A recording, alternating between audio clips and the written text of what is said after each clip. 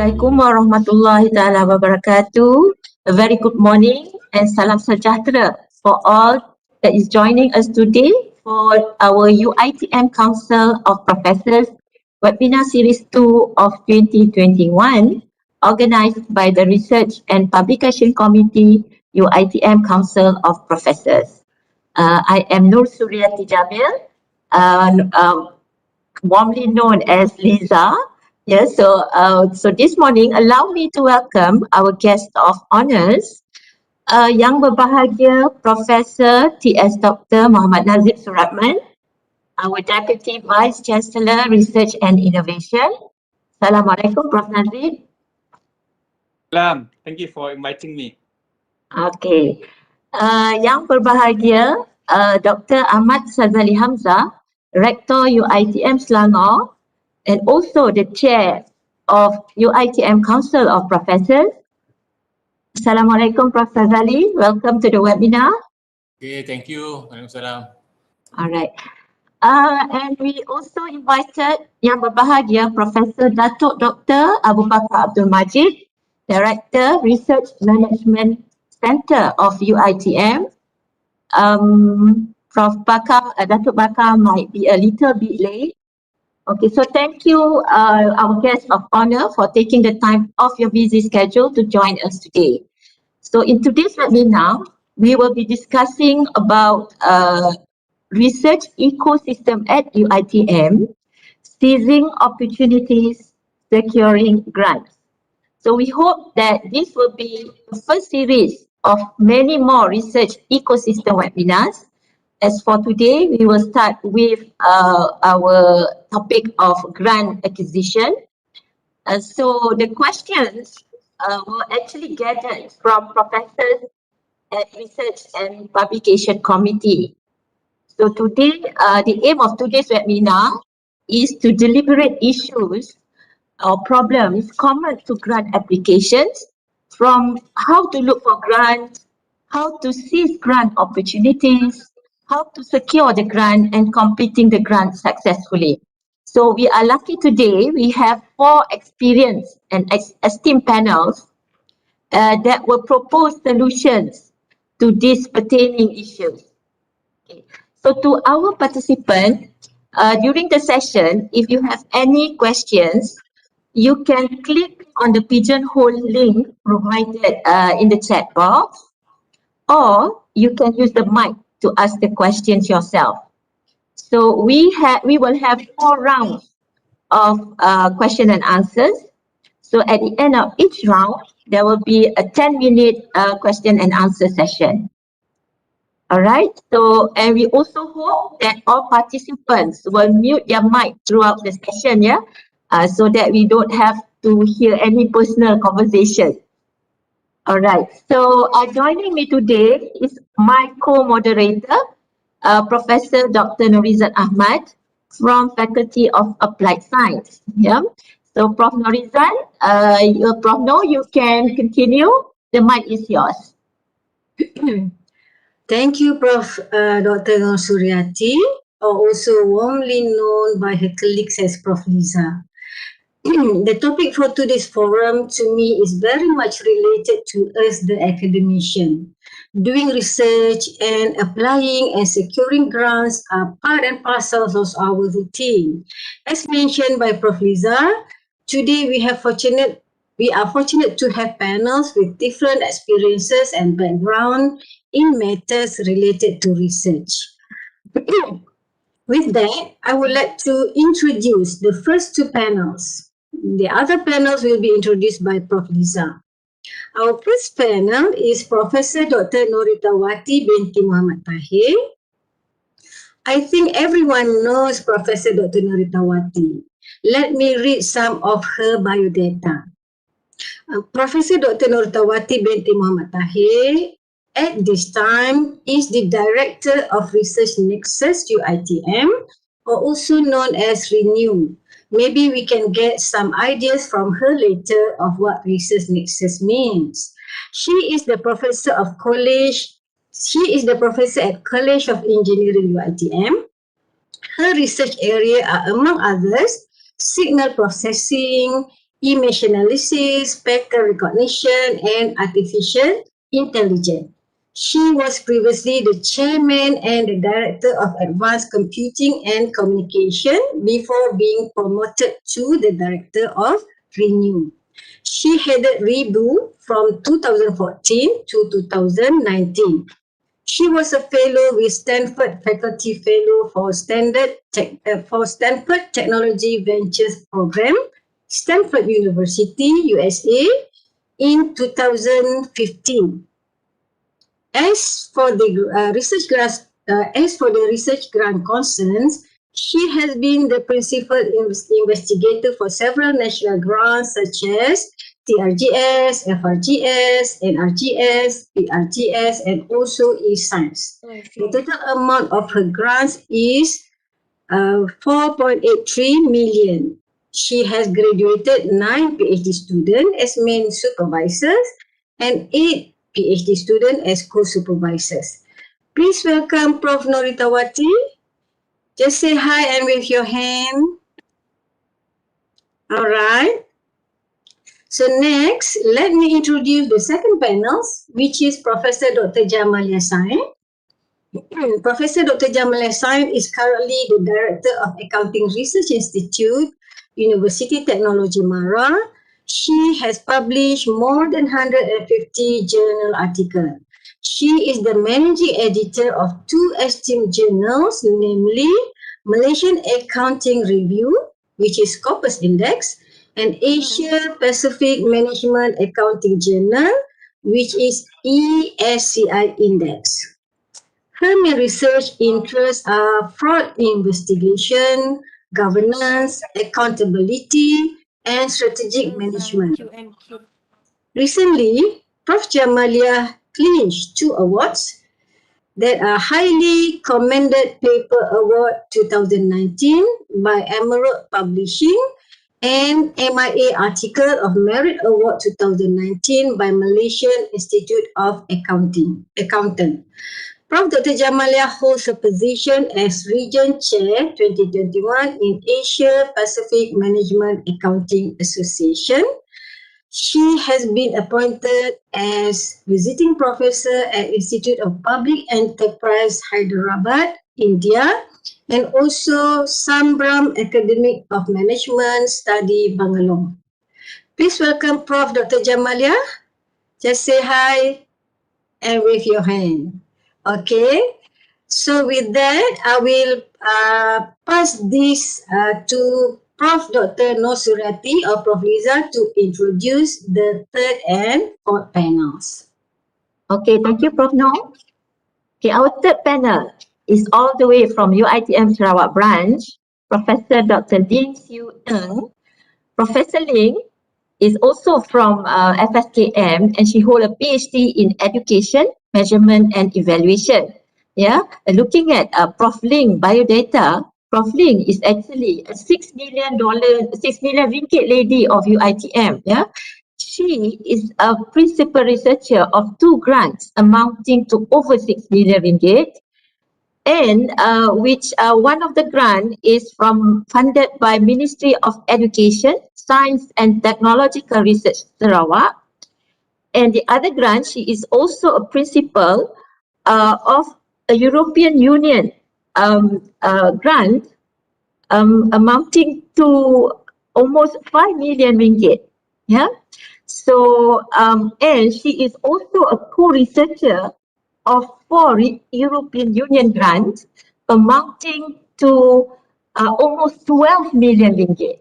So we are very lucky to have Prof. Lee today together with other panels to share her experiences, her vast experiences in managing grants. Yeah. Prof. Ling is also active in 2 professional bodies. The first one is Mapping Educational Specialist Know-how, or MASH, International Advisory Council since 1st July 2019. And she has also been active in the Sarawak Teachers Union bodies since December 1989. So Prof. Ling, you are welcome to the webinar. So please wave to the audience, Prof. Ling. Thank you. All right. Okay, last but not least, we have our beautiful panel, Prof. Shahano Muhammad Shah. Yeah, Prof. Shahano. Okay, Prof. Shahano is a professor of music education at the Faculty of Music, UiTM. She holds a Bachelor of Music Performance honours degree from Adelaide University, Australia, and also Master of Music Education and PhD degrees from Indiana University, Bloomington, USA. So IU Bloomington is very popular with a lot of Malays there, Malaysians there. All right, she previously served as the Dean, Deputy Dean Academic Affairs, and Deputy Dean Research and Industry Network of the Faculty of Music. So Prof. Shahanum is now currently the Director of the Curriculum Affairs Unit, Office of the Deputy Vice Chancellor, Academic and International, UiTM. Prof. Shahanum primary research are in music teaching and learning, assessment in music, psychology of music, and the Malay Gamelan. She regularly presents at conferences and has received invitations as keynote speaker and panel speaker at international conferences. She has published in journals, proceedings, and book chapters such as the International Journal of Music Education and the Malaysian Journal of Music, among others. She also served as several editorial boards for journals in music and the performing arts. So she has secured grants that have allowed her to develop a graded examination system for Malay traditional music. Okay, so Prof. Shahano, you can wave to the audience. Thank you. Okay, so without wasting any more time, so let's begin our first round of questions. So in the first round, we will deliberate further on the idea of having a research ecosystem in UiTM. For the first question, I will invite Prof. Norita. Prof. Norita, get ready. Okay. So the first question, which comes from our professors from our committee. So do you feel that the research ecosystem is a concept that should be accepted by everybody in UiTM? Okay. Thank you, Prof. Liza, for introducing us. And Assalamualaikum warahmatullahi and good morning to everyone. Prof. Nazib, TNC, DVC RI, Prof. Sazali as our chair for UiTM Council of Professors, Prof. Baka, and all professors, researchers, especially our young researchers are with us this morning. So for that first question, I would like to actually share what does it mean by research ecosystem. So a healthy and sustainable research ecosystem depends on the ample opportunities for new researchers actually to break into the system, which means how they establish themselves, how they are able to avoid gaps when they transit from their early to mid to matured, career as researchers, and how actually the ecosystem provides strong support, for researchers in their peak years, and the resources that fit researchers at that different stage of their career life cycle, the 3 stages that I have mentioned earlier. Yeah. So at present, the research ecosystem, I would say, can be characterized as hyper competitive. Yeah. So with an increasing number of researchers competing for a flat, or maybe now a decreasing amount of available research funding, not everything, yeah, the international funds are out there for us to grab actually. Okay, that will be elaborated later by one of our panels. But I'm talking about national grants, you know. So in my personal view, the data indicated that those with established track records are generally more success than those without. Okay, so 2 questions I want all of us to ponder. What is the current state of our research ecosystem in UiTM? What are the changes required? So current state. In our current research ecosystem, we researchers, we are encouraged to seek prestigious external funding, including research rewards. Yeah. So researchers are expected to apply for external funding to support their research operating costs and support the training of postgraduate, PhD, masters, and some grants allow us actually to support our postdoc as well.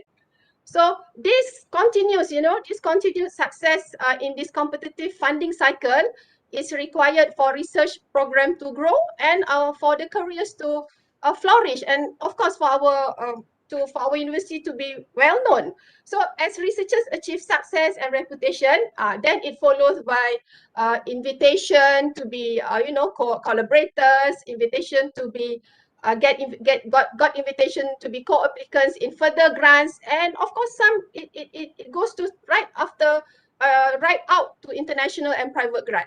So researchers, but looking at this, in our career as researchers, actually there is no cap or ceiling on how much funding that we as researcher can hold at any time. Betul kan? Kita boleh apply international, private, apply lah sebanyak mana pun boleh. Lagi banyak berjaya lagi. That's the indicator, yeah.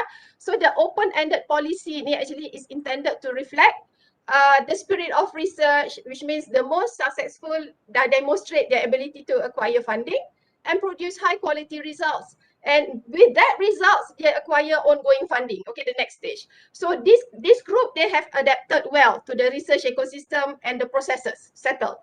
But looking at the early stage of researcher's career, kita kena tengok, kita ni semua akan fasa retirement kan. Okay, so ni yang tinggal kat belakang ni. How do we actually handle this? Not all, some actually they adapt well and fits well in our research ecosystem, but some, okay, I would say not some, most of them I would say, yeah.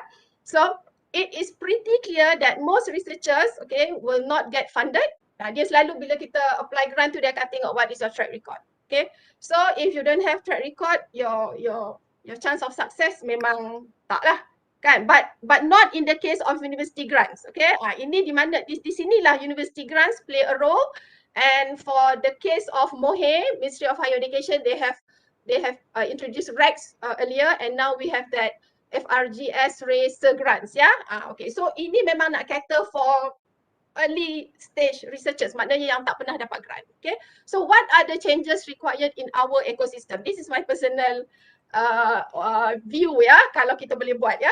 So in this research ecosystem models, okay, researchers ni, kita ni selalu dianggap sebagai consumer of service, dapatkan fund, infrastructure, okay, rather than contributors to the ecosystem as the service provider. So how can we be both? Okay, so it is time actually, in my humble opinion, for us to restructure the ecosystem, for us to actually protect our young researcher from over-engaging, ini jangan marah lah, ini personal saya, jangan over-engage sangat dengan committee members. Teaching load tu, itu masing-masing, ya. Tapi things like that, and increase the incentive, bila saya kata incentive bukan duit, nanti saya akan terangkan di sini, for senior researchers to be engaged and lead as mentors or collaborators. When I said mentors, bukan mentors yang macam kita buat sekarang. Mentors macam equivalence macam masa buat PhD punya mode. Not for all the young researchers, tapi yang mana belum boleh fit in our ecosystem. Kita didik dan kita mentor sehingga mereka go, boleh. Melonjak. Sebutkan. Dah 5 minit kah? Go ahead. Oh, you have very good points from Norita. Okay, so in my opinion, to provide that research ecosystem that function as a whole, mentorship and service should be regarded as research activities. For the senior researchers actually to perform and devote their time and energy and reward them accordingly for these services. Yeah. So what kind of rewards are we looking for? So if we can have a more meaningful metrics that can track research ecosystem service contributions, yeah, such as mentoring and guiding early career researchers. Ini betul-betul close mentoring dengan guiding tau. As peer reviews for grants at the university level, sebab kalau kita keluarkan proposal yang bagus yang telah disemak oleh senior researchers yang hebat, dah ni ya. So consider these contributions to be equal to the contribution that we currently value and incentivize. Macam publication, citation, grants. Bagi setara. Okay, kaedah penilaiannya. So from there, I guess we can have that kind of ecosystem. So ada 3 elements ya, dah berbunyi bell tu, ada 3 elements yang kita kena consider in any ecosystem ya, which is actually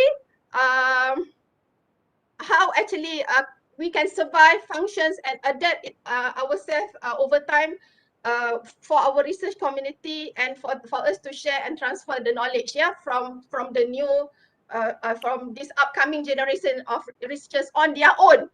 Kena ingat tu, kita akan exit nanti, mereka ni akan tinggal di universiti ya. So among yang 3 elements yang paling penting adalah research culture.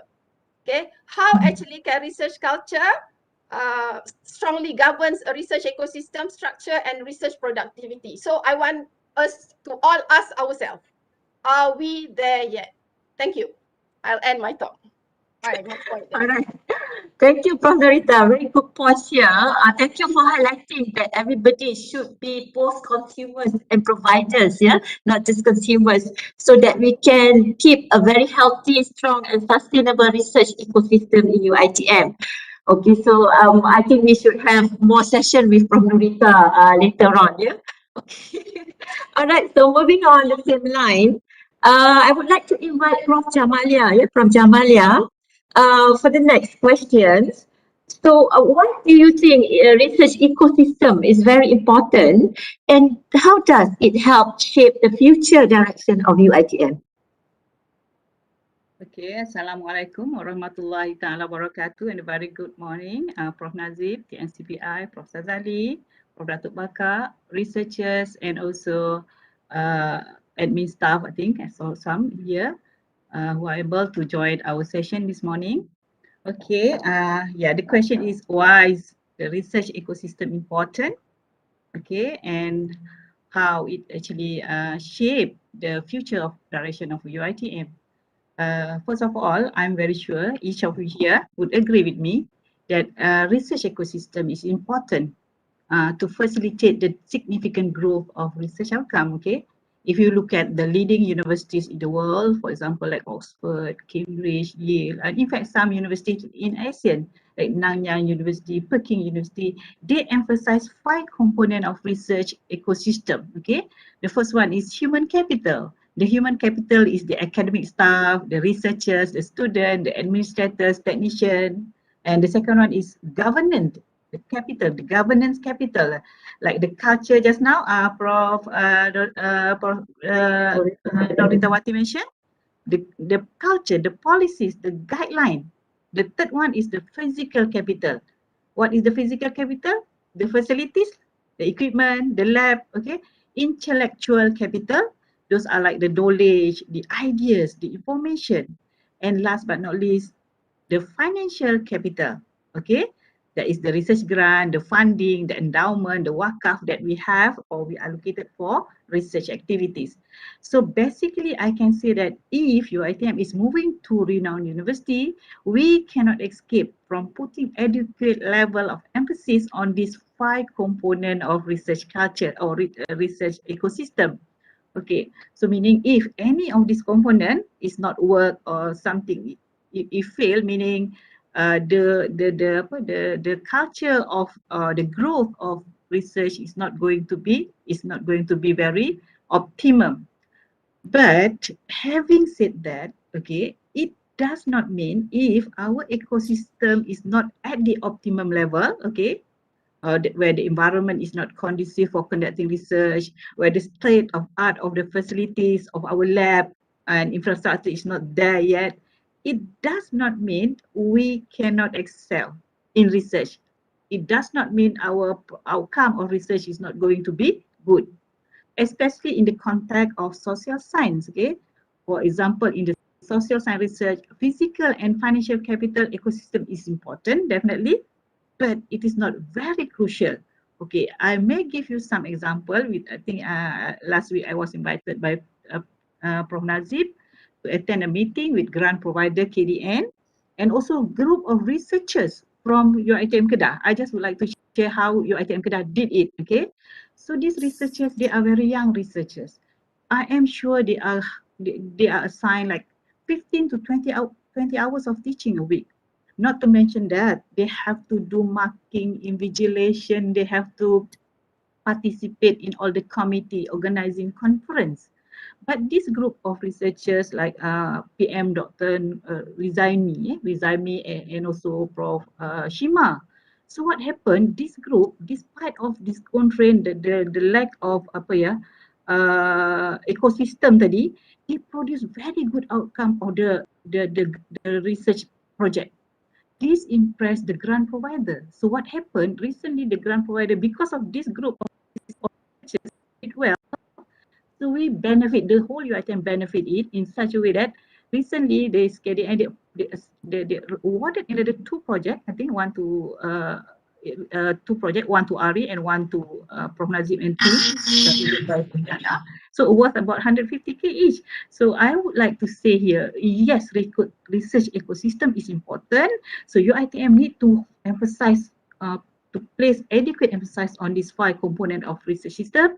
But having said that, it does not mean that we cannot excel without an optimum level of ecosystem.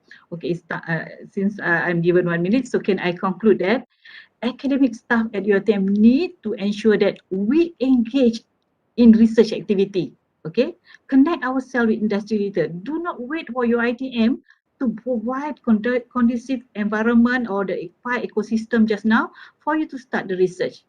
Okay, so start now. We have to do it. Do what we have now, especially for those from social science.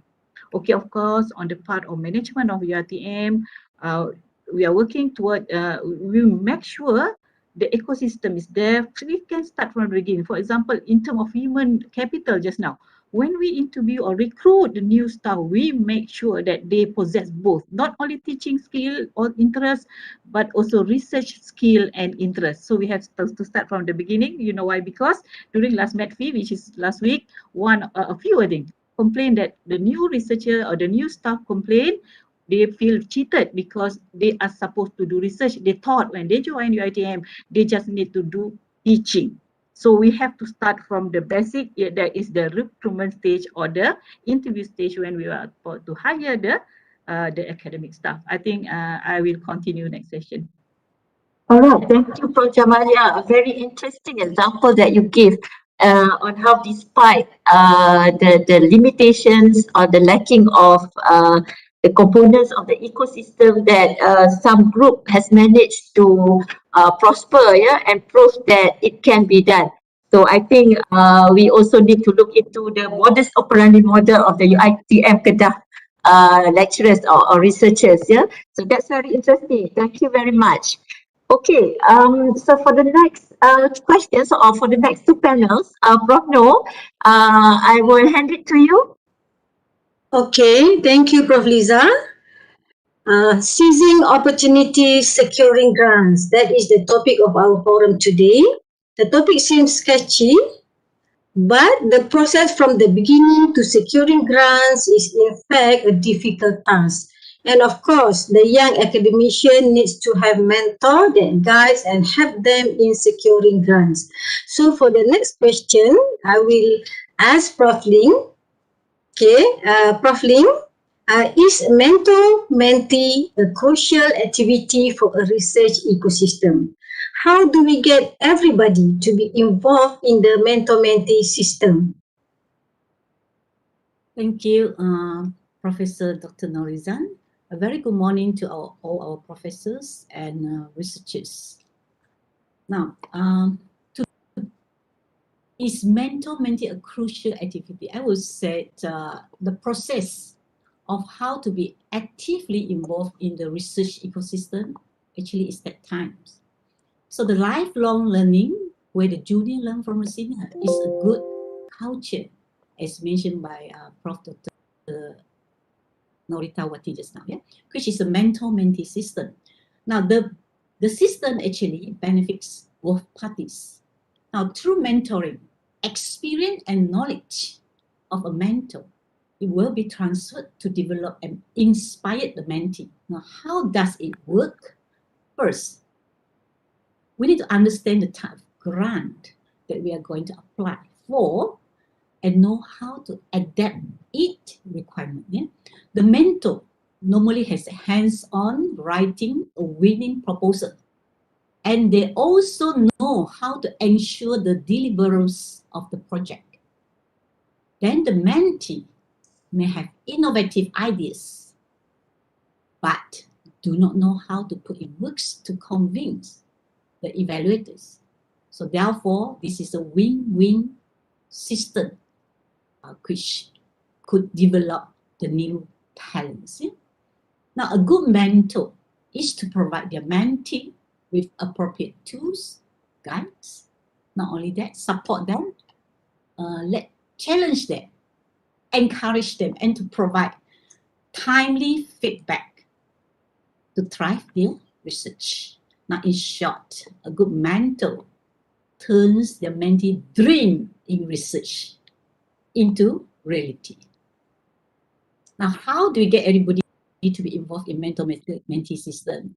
At UiTM, we have a very huge number of researchers or staff, we should say. That some are not researchers yet. Now, not everyone interested or involved in mentor-mentee system until they know the roles and the benefit of it. Do you agree with me? If you know there's no benefit, okay, I won't join this. Yeah? Now, the result of mentor-mentee system actually will take time. Now, when people do not see the immediate feedback, it will not attract them. So the immediate benefits may attract people to engage themselves in a mentor-mentee system. So maybe an immediate benefits could be added. At first, we put the sugar there first, yeah? Such as a certificate of appreciation. At least I can put in my SKT, bonus mark in the yearly appraisal, for both mentor and mentee, for best mentor-mentee or others innovative encouragement from campuses or faculties to encourage people to be in the system. Now, once they are engaged, they will get and enjoy the benefits. So we have to put the sugar there or the honey there first. So my experience is at the campus level. So I will share more things on the campus level. Now, at campus level, there is no fixed and formal recognized mentor in research right now. So to get everyone involved in the mentor-mentee system, faculty and campus could have detailed planning for this. The issue is how to match. For faculty level, where the number of faculty members are small, so matching is not an issue. We're talking about UiTM research ecosystem. Could we match people from different faculty and branches or not? Now for this, I propose UiTM look into to developing a mentoring system platform. Now with the platform, hopefully we can find the person that could match us there. Yeah? Now, I also would like to share, we can look at the FRGS ground requested well-balanced team members. This is just an example, yeah? So some unsuccessful team, maybe the senior name is just to fulfill the requirement of a well-balanced team, but there's no close discussion and brainstorming to work on the proposal. I think this is a very common problem. Mentee, then they will say, we never or seldom approach my mentor. Now, one of the common reasons given is no time to discuss. Now, to produce a winning proposal, the mentor needs time to nurture the mentee to develop an innovative ideas. There's no shortcut. Yeah? Learning takes time. See? Therefore, early preparation is an important process to build rapport. Now, if you're not close to your mentee, I think it's a bit difficult to work with them. Yeah. So most of us just write a proposal before the deadline. So if the proposal is successful, then the mentor-mentee relationship will build up, and they will be continue working on the project until the completion of the project. Now, if a mentee is always ambiguous about the mentor, this is very important. If the mentee is always ambiguous about the mentor who wanted to take advantages from them, the trust is not there anymore. I always heard something like this. Yeah? So in that case, they are not a good match team. So for mentee, my advice is learn from your heart. Think positively what you could learn from your mentor. I believe when you decided to work with a team together with a mentor, you already recognize their expert. You already recognize their expertise. So that's all from me. Thank you, Prof. Ling. That is a very inspiring story. For a young researcher, you are vibrant and you are full of energy. You have ideas, but you are lacking with experience. So I agree with Prof. Ling. I think young researchers, the mentee and the mentor, the experienced one, is a good combination, is a good teamwork. So for the young researcher, please don't be shy. I heard some people say they are shy with the seniors because I don't know, maybe because they are well experienced, so they are shy. So to the young researcher, don't shy. Go ask the seniors. Learn from the seniors. All right? Okay. So for the next question, okay, this is for Professor Dr. Shahanum. Professor Dr. Shahanum is the director of UHEC and she is also from the Faculty of Music. Okay, even though she is from the social science, she does not see it as a hurdle for her to secure grants. Let us hear some of her thought. So, Prof. Shahanum, is research exclusive to those who are interested only? How do you initiate the paradigm shift of practitioner into research thinking? Okay, thank you, Prof. Norizan, our moderator. Okay, Assalamualaikum warahmatullahi wabarakatuh, and a very good morning to Prof. Nazib, Datuk Bakar, Prof. Sazali, Prof. Rusuk, and our esteemed panel and all the audience here. So thank you for having me on this panel today, Prof. Rusuk. Okay, so in response to your question, Prof. Norizan, I am representing the arts and humanities, and of which we know that many of the lecturers are practitioners in their respective field, and not they prefer to be producing, and rather than actually doing research, and not because they may not want to, but because maybe they have not been trained. Because you can do a master's, for example, in music performance without having had to do that research component. Because in lieu of the research is that the performance, so that performance itself is very big enough.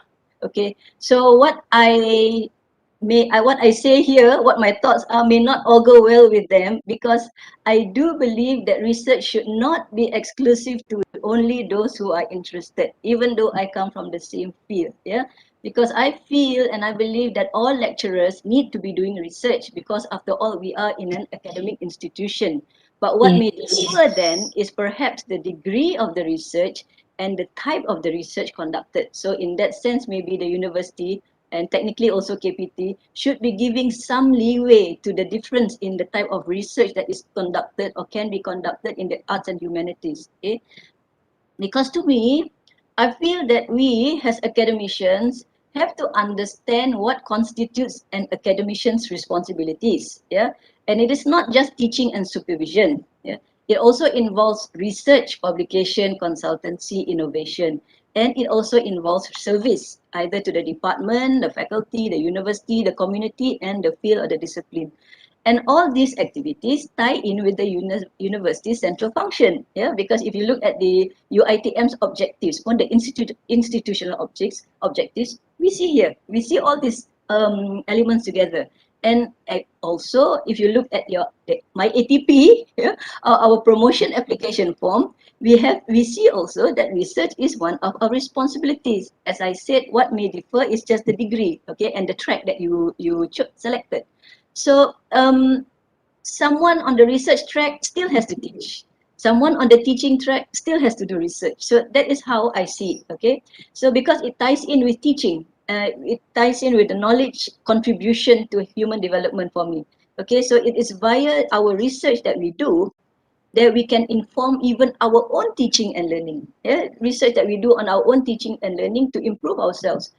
We can create knowledge. We can create knowledge that can lead to new technologies, to commercial products, in fact, and even to development of the industries, which can eventually have a significant impact on the economy.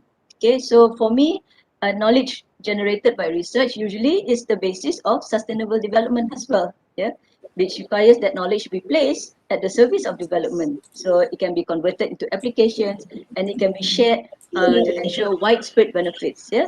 So I'm sure we all know this, but then the main challenge is how to get lecturers to do research. Not necessarily just the young lecturers, as mentioned by Prof. Ling just now, but also actually some older lecturers or more lecturers who have been in the system for a longer period, who are not used to doing research or who have never done research, for example. Then suddenly we are in this system now that we have Myra, we have this, we have that, where research is an important component. So it's not fair in a way to place that requirement on just a select number of researchers, yeah, at the faculty.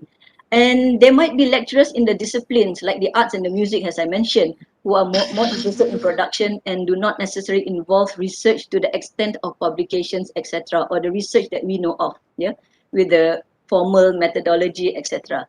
So how would we initiate the paradigm shift of practitioners into research thinking? That would be a little bit challenging and difficult, yeah, because at UiTM, we have a host of different disciplines, and therefore there will be those who are coming from different backgrounds, as I mentioned, those who are practitioners, yeah. So all these variables have to be taken into consideration, and we can't have just one mold fits all, yeah. But we all still need to be engaged in research of some sort. So I personally believe that we shouldn't be doing things primarily to make sure we fulfill our KPIs. For me, that's external motivation. It's the force marks for LNPT, for promotion exercise, to avoid being a potential denominator, etc. I believe that we have to encourage that intrinsic motivation to do research. As I said earlier, we have to believe that it is, and we have to understand that it is part and parcel of a lecturer's responsibility in trying to advance knowledge. Yeah, because we are responsible for creating and generating that new knowledge, new ideas, innovations. And after all, as I mentioned earlier, that is after all the distinguishing characteristic of a university. So even for those who are practitioners, they need to understand that research ties in with the teaching and it ties in with the practice that they are doing as well, whether it is performing, composing, directing, acting, painting, whatever whatever it is, yeah, because it can inform each other. So we shouldn't be thinking of it in silos, yeah, because we want to create new technologies in our fields as well. There's so much that you can do in music, for example, yeah. There's so many commercial products that we can produce. Development of we can help develop the industries as well. So for the paradigm shift to occur among the practitioners, I think that we have to show them how to connect what they are doing with research, how to produce something publishable out of what they are producing. Because I don't think maybe it's not that they don't want to do it, or maybe some of them just don't want to do it, but maybe they also don't know how to do it, because as I said, you can actually go through a degree without having to do a form of research. Yeah, so we have to conduct research workshops, perhaps particularly on methodologies which are designed to cater for those fields of the practitioners. For example, practice-based research, practice-led research. So these are very uncommon terms when it comes to the arts and humanities. And of late, it has been more more coming up for them because of the normal paradigms of research does not really fit the bill. Yeah, because I remember, for example, when I myself what do you call it apa tu sent an article in for a journal. The review that came back was that it seemed like a narrative. So obviously, to me, they did not understand that that is how the analysis works out. It's a narrative if we are describing. So we have to also work around that, yeah. Because for practitioners also, research can be scientific based or it can be non-scientific based. Because FITA also, for example, separates this, yeah. So their arts, technologies, and managers, for example, promote the scientific-based research, while their artists and critics pursue the latter. So even the practitioners track for promotion at the moment, as we see, requires some form of research and publication. Yeah. So we need to hone in on these practitioners and the less active lecturers. So as was mentioned earlier, we need that research culture obviously to be cultivated within the faculty, but that someone that is seriously moving lah, yeah. So not only just to have a mentor-mentee system and then just leave it to chance, but something which is really functioning and where you can see the outcomes, yeah. The research culture which is attributed, for example, to people, to resources, to research activities. So we need to strengthen that research support system, yeah. So for example, the mentor-mentee system, I myself have 3 mentees. The mentees selected me, so Alhamdulillah, there's no problem of them being shy with me. So recently, I had to check, for example, their abstracts to hantar for competitions and etc. So you can see from the way they, what do you call it, send in that abstract, that they don't make any connection, for example, to the type of journal or to the type of conference or competition that they are looking at. So they need to be taught that. So, they need to be, we need to prepare these practitioners, so to speak, to conduct research. So perhaps one way of looking at it is to, organize our research ecosystem in phases, so that they don't like, okay, seleput terus you ask them to apply for FRGS grants. So we can take them in periods. For example, the beginning period where it's just production, so they're just writing manuscripts. And then once they are familiar with that, we move on to the next period where next category where perhaps they start to present papers and publish articles. And then when they are fully mature and able to go, then they start creating, they start writing their own grants, etc. Yeah. So we also have, for example, the faculty entity kecemerlangan. So in my case, for example, I have an entity kecemerlangan. Okay.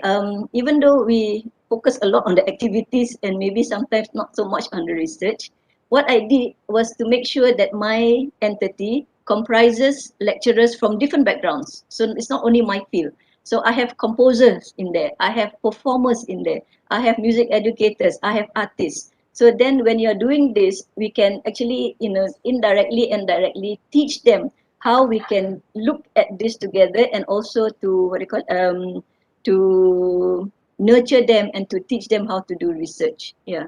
So basically, I'm sure that some of the faculties and campuses are already practicing this.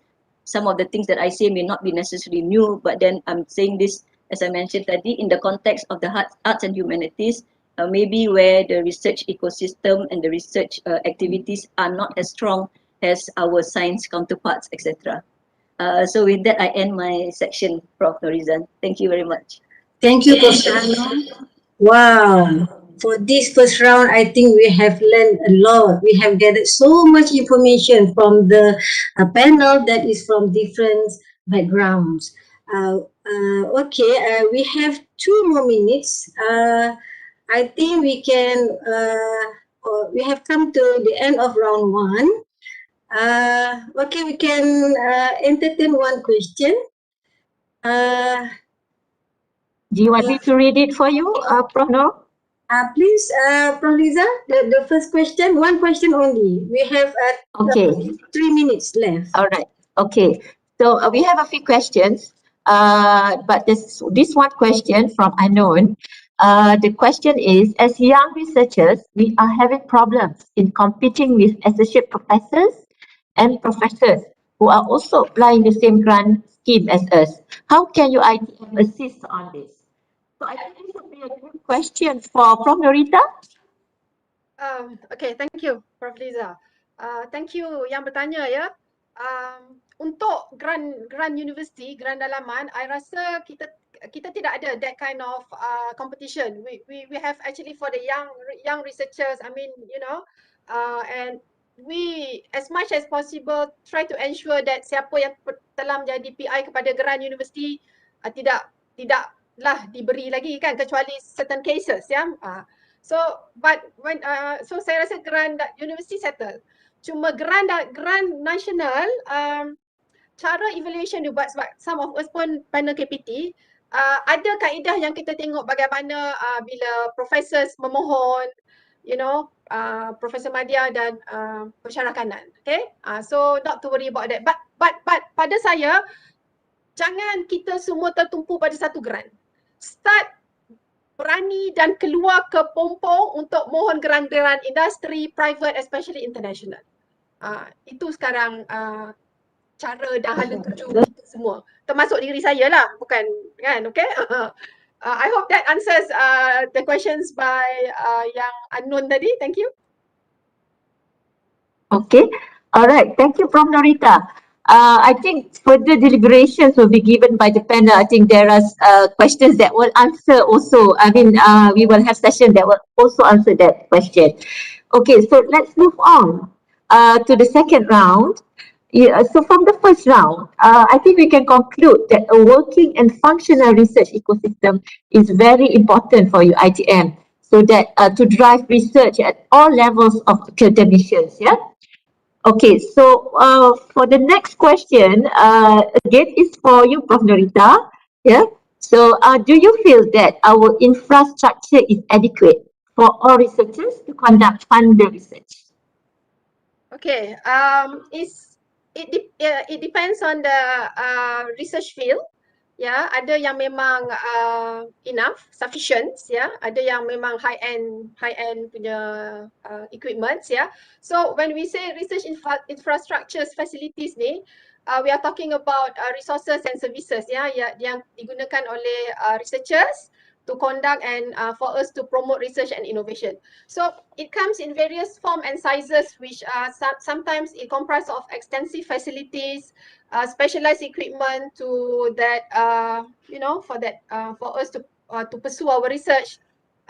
Not to forget yang apa library kita subscribe, yeah, the knowledge based resources, yeah, collection, all these scientific informations, resources that and the related services yang diperlukan untuk researchers to conduct kita punya top level research in our respective field. So yang whatever our library subscribe pada saya dah memang tip-top.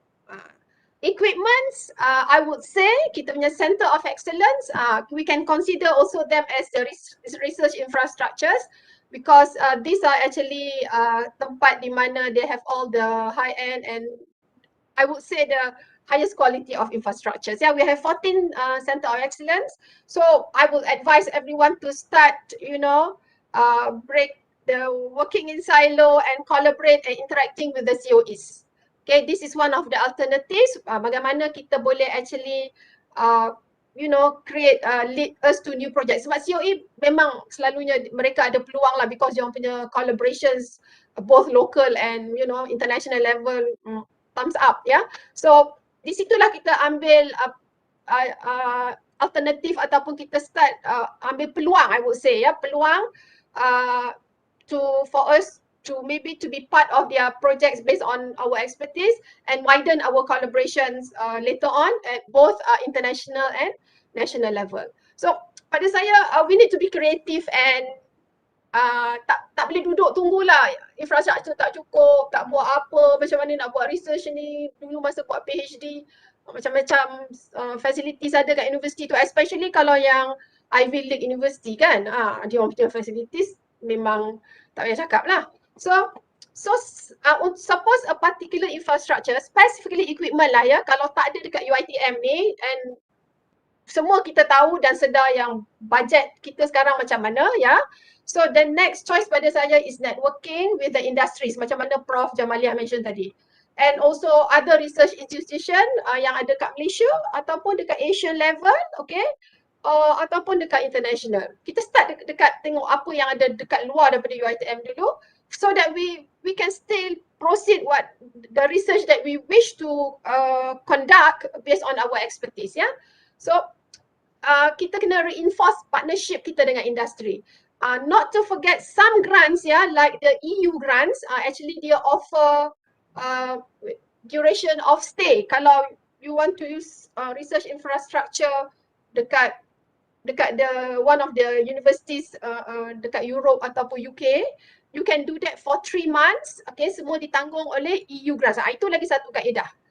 So start looking for this kind of grants ya, yang I tahu EU lah sebab ada one of our member dapat. So visual access to resources juga memerlukan communication network. So mana-mana database yang ada dekat internet tu semua, itu kita boleh liaise lah dengan through emails dengan the professors ataupun maybe the group of researchers yang di bawah professor tersebut. Okay, so another alternative adalah joint research activities. Okay, so that kita dapat sama menggunakan infrastruktur yang ada. This also include dengan SME ya, di mana kita boleh jadi the solution provider, okay, or to that sharing ataupun through that co-creation. Okay, ada some industries ya, yang medium dan high tech yang they have their research I would say research department yang that they have this kind of equipments and infrastructures as well yang mungkin sama dengan apa yang kita perlukan. Okay, I think that's it. Bell pun dah berbunyi. Thank you. Okay, thank you, Prof. Norita. Thank you for highlighting that there are actually many ways and means for us to share resources, not just within UiTM, because we also have, even at FSKM, we also have requests from other faculties to share our servers or to share our resources. And we also know that now MOSTI is very encouraging us to share resources with industries, yes, such as maybe MOSTIs and also private industries. Okay, so all right, so now let's look at the readiness of branch campuses or other PTJs. Yeah, so for that I pass to Prof. now for the next question.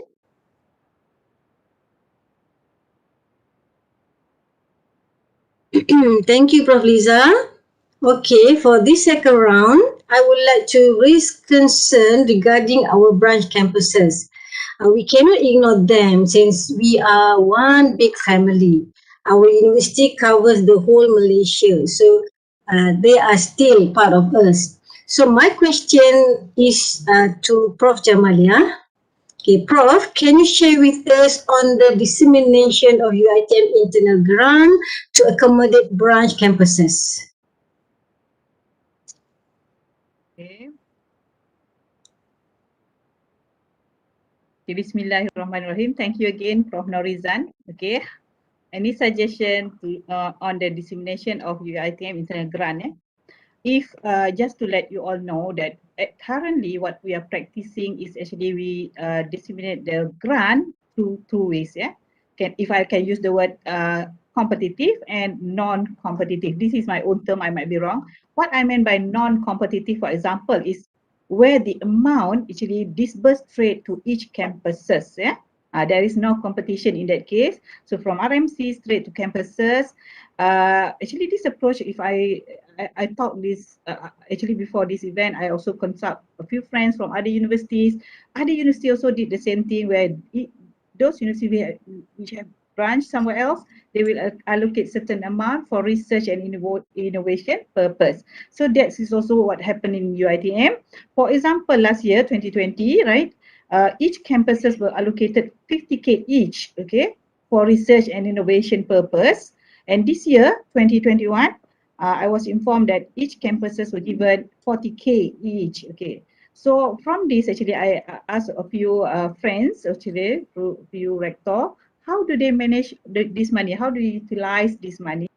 Some of the branch campuses use this amount to motivate the young researchers. I think I got one question in the text box said how is it they to encourage young researchers to embark into research.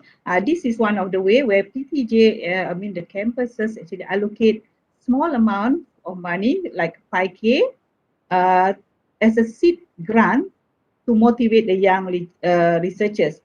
And others also, some branch, they use this money to promote publication in which they cover the publication fees. And other branches also, other branch campus, what happened? They offer this money as a matching grant. That means they allocate, say, for example, 5K to a group of researchers. And this group is actually assigned or instruct to get a partner from industry or other university to match the amount. So at the end of the day, the amount is going to be double. So that what is actually happening at this point among the branches in UiTM. So those are actually non-competitive. Other than non-competitive, also UiTM offer all the competitive UiTM Research Challenge Grant, right? I think if you observe the grant offering, most of this grant yang offered by RMC ni, dia bukan for Selangor only, but is for all over, okay, for branch, for science, for social science, semua orang can apply. So among the internal grant yang ada, kita ada grant Myra, itu mungkin for Selangor. Grant permulaan lepasan PhD also ada. Grant social science, strategic research partnership. So you have to have partner to get this grant.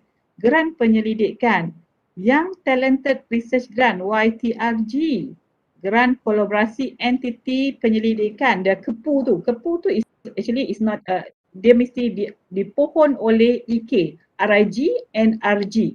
Maknanya RIG branch tu dia kena isi borang KEPU ni. And recently I noticed that one of the applicant is from Perak. They managed branch Perak. They managed to get it. Other than that, grant professor so from branch can apply, grant dynamic pun ada. Jadi yang penting sekali di sini is apply yang dah direct allocation tadi, that is your deal dengan the director. How are you going to maximize or optimize the usage of the allocated amount? But jangan mengharap yang tu saja, isi juga borang yang research challenge grant ni. Dan I notice some branch dia hantar banyak application from analysis. I notice ada branch yang sangat aktif, ada branch yang hantar satu je, ada branch yang hantar dua. So it depends on how active is the research grant. I believe this is very much related to siapa yang jaga contohnya timbalan dekan penyelidikan. Kalau kita tengok 2021 about 30% of recipient adalah 30% of the recipient of research challenge grant UiTM ni datangnya dari branch. Okay, so I punya kata-kata nasihat lah untuk timpalan direktor penyelidikan branch tu, please, you are appointed for this position, you are accountable to motivate semua pensyarah-pensyarah grant tu apply. Okay, RMC ada keluarkan grant takwim, biasa ada, tengok, follow betul-betul. And I rasa kalau you tengok RMC punya program workshop motivate lecturer nak isi tu memang banyak. So make sure they participate, isi, tag them yang junior dengan yang senior, yang masuk, make sure they enroll into entity kecemerlangan yang RIG dan RIG tadi. So and I am sure timbalan Dr. penyelidikan setiap branch ada dalam group MedP. Dalam group MedP ni mana-mana grant international yang kita dapat tahu, we share dalam group tu. Please share dengan kawan-kawan seluruh campus tu tadi. Set up a team, isi borang permohonan. Jadi kata orang kan, isi banyak, mohon banyak, macam kita throw mud on the wall, right? Some stick, some tak stick, tak apa. Yang penting apply. Yang menjadi masalah bila tak ada application. So again, conclusion sebelum bunyi bel kedua, jangan tunggu sangat grant yang ada kat dalam. As tadi semua orang mention, Pemerintah pun sebut, duit kat dalam ni dah tak banyak, we are having a lot of constraint. Cuba kita keluarkan daripada yang mengharap yang internal grant ni, kita pergi ke kawasan-kawasan sekitar universiti kita, industri sekitarnya, dan juga ada universiti dalam dan luar Malaysia. Dan untuk nasihat kepada apa tadi untuk nasihat kepada timbalan pengarah tadi, make yourself visible, bantu kawan-kawan untuk isi grant, dan juga generate income sendiri, generate income melalui training, conference, dan kalau boleh saya tak tahu macam mana, tolong balik dalam bentuk internal grant kepada tim yang telah berusaha to get that money, distribute dalam bentuk internal grant. Yang lecturer pula tag along dengan senior lecturer. I think dah banyak moderator panel sebut ayat ni. Tag along yourself with senior staff dalam team tu. Kalau bila grant application kan ada junior, ada senior, kan nampak cantik kan? Adalah pelapisnya gitu. Jadi staff akademik jangan lupa tag enroll dalam RIG, masuk dan juga RG, dan RG pula tolong connect yourself dengan COE dan high COE. I think that's all. Time pun telah mencemburui. Pass back to moderator. Thank you, Prof. Dr. Jamalia. So, my dear fellow friends from branch campuses, don't worry, so many grants are available for you. Okay, so I think there are good news to those academicians and researchers from branch campus to be involved in research and grants. So, for the next question is for Prof. Ling. Okay, Prof. Ling is from UiTM Sarawak campus. I would like to hear her opinion of steps taken by her campus or suggestion for any branch campus to secure the internal grant. Please welcome Prof. Ling. Thank you, Prof. Norizan. I would say before the pandemic of COVID-19, the dissemination of the grant is solely depending to the person in charge at the campus level to disseminate the news. Now, sometimes, from my experience, sometimes we get the news fast, but sometimes the news is a little bit too late or too close to the closing date for the researcher to prepare their proposal. Yeah. So after or during, we are still at the pandemic. During this pandemic, the UiTM have well advertised and advocated our internal grant. So efforts such as online platform, webinar to disseminate the news of grant, I believe is a great idea where everyone have an equal chance to get the first-hand information. That is what I like. And it is also reminded, we are also reminded via our calendar, UiTM Google Calendar. So if you check your calendar every day, you check, okay, is there a grant you wish to know more about the grant, you can get first-hand information. So I think on dissemination news now should not be issue anymore. I should see last time. I'm talking about last time. Then we have a bit of issue. So I hope this type of first-hand information will be disseminated, continuously disseminated online. So researcher, from the researcher side, so you can look at what type of grant that you intend to apply and spend some time to attend the session. Now at the campus level, extra effort could be done. It depends on how the person in charge cascade it at all levels of the branch campus. Some people, they read the email maybe 1 or 2 weeks once, or some people, they don't really read their email. Or we have too many emails that miss the news. So maybe they can disseminate via KBP, head of department, to convey the message. Now, I believe everyone should get the information at least through email, and the information can be disseminated at the branch campus website also, because if I miss it, okay, I open the website, branch campus website, I know what grant is there, where is the closing date. Right now, I don't see that. Yeah, so hopefully in future, this can be a reality, and we do not have to ask others people what grant. Do I miss anything? If the schedule is always published there, then that would be good. All right, that means the dissemination is not so much of an issue as the use of webinar now. So we should ask how to motivate our staff to submit the proposal. People know the grant. People know this one, that one, that one. So what are the effective way to motivate them after the grant news have been disseminated to them? Now, most of them ignore it and just say, okay, I do not have time. I don't have time to write. I cannot write. If I write, also, I cannot get the grant. I said that also before. Okay, we cannot concentrate. So the research actually is not concentrate on just lecturers, but also actually admin staff.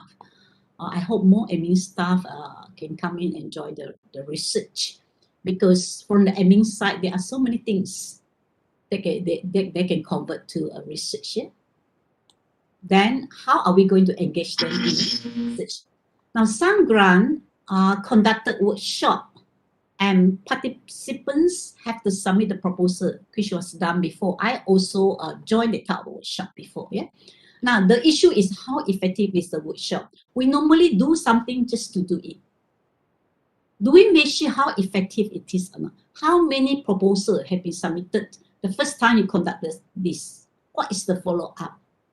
How many successful grants have been granted? So I think this is something not easy. So this one I should say is the follow-up job. How to ensure you say, okay, you come to the workshop, I divided you, or you come as a team, you already wanted to do it. But at the end, maybe 10 teams, at the end, maybe only 2 or 3 proposals only submitted.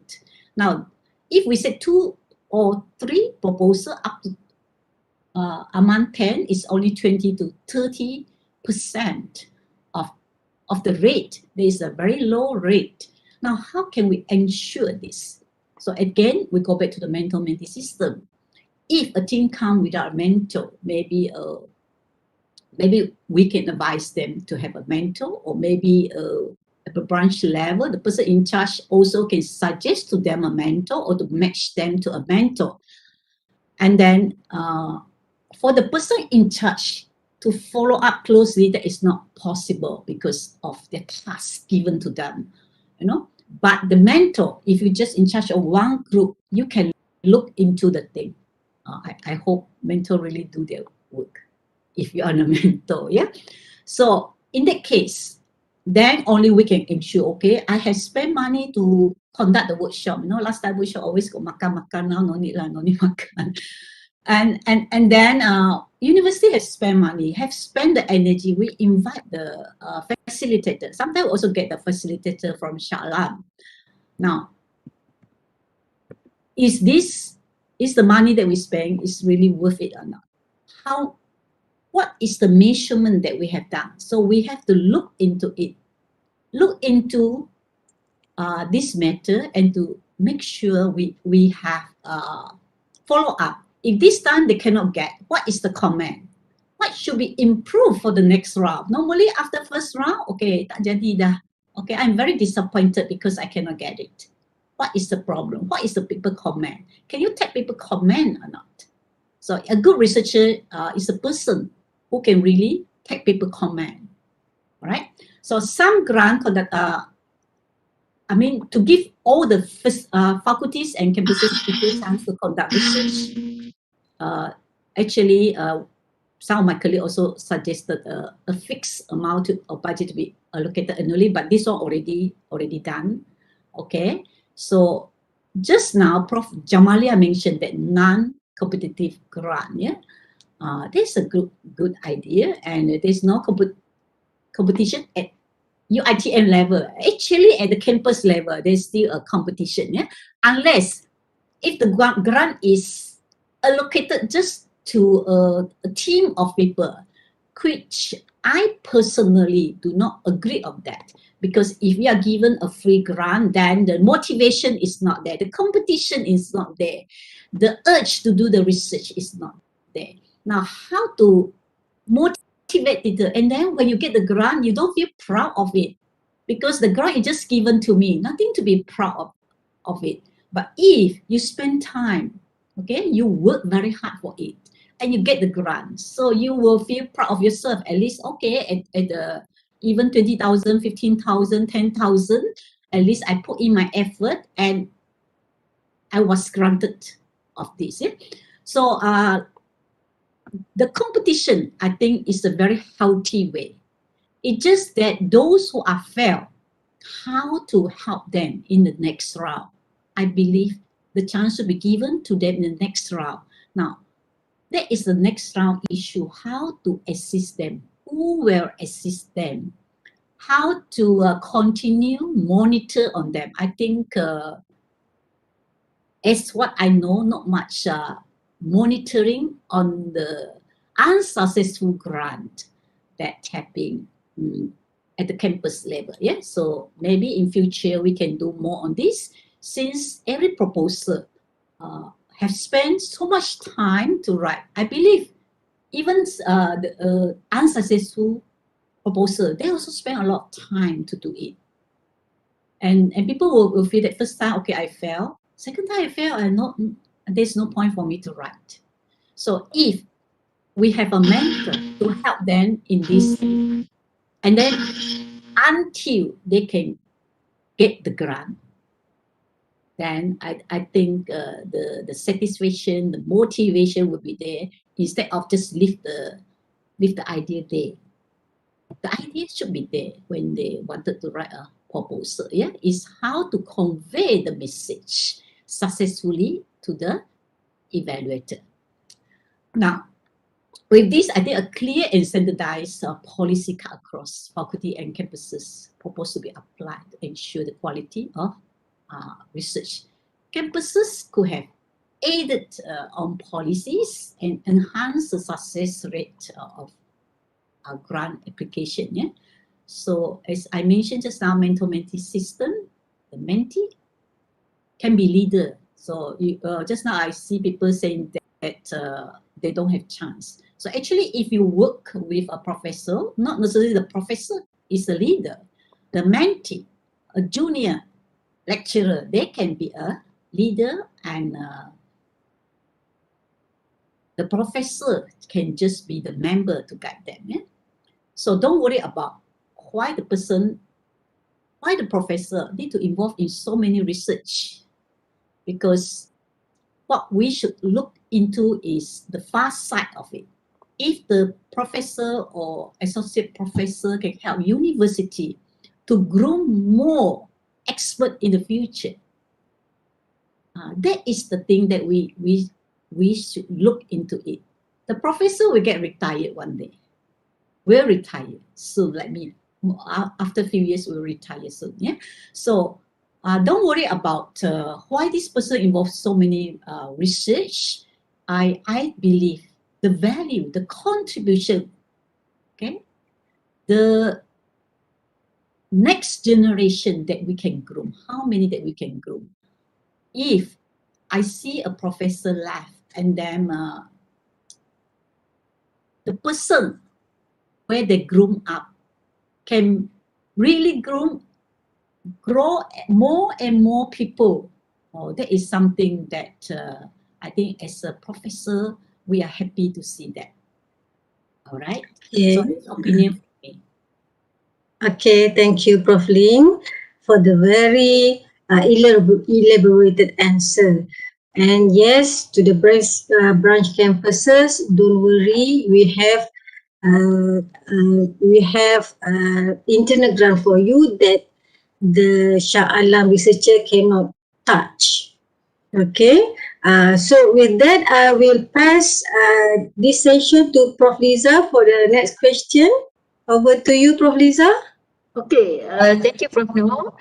I think all panels have already agreed that actually there are many grants available. So not just internal grants, which is UiTM grant. So when we know that internal grants are actually inadequate to support our research. So, but however, acquisition of external grant is crucial, but it is also competitive and challenging these days. So, Prof. Shahanum, can you address the next question, which is how do you suggest overcoming the challenge of getting external grants? Okay, thank you, Dr. Liza, Prof. Liza. Okay, so definitely competition is very high these days. I remember once upon a time when getting FRGS, sekaligus you can get two, but now it's like, especially when they've honed in, or on specific national priority areas, etc.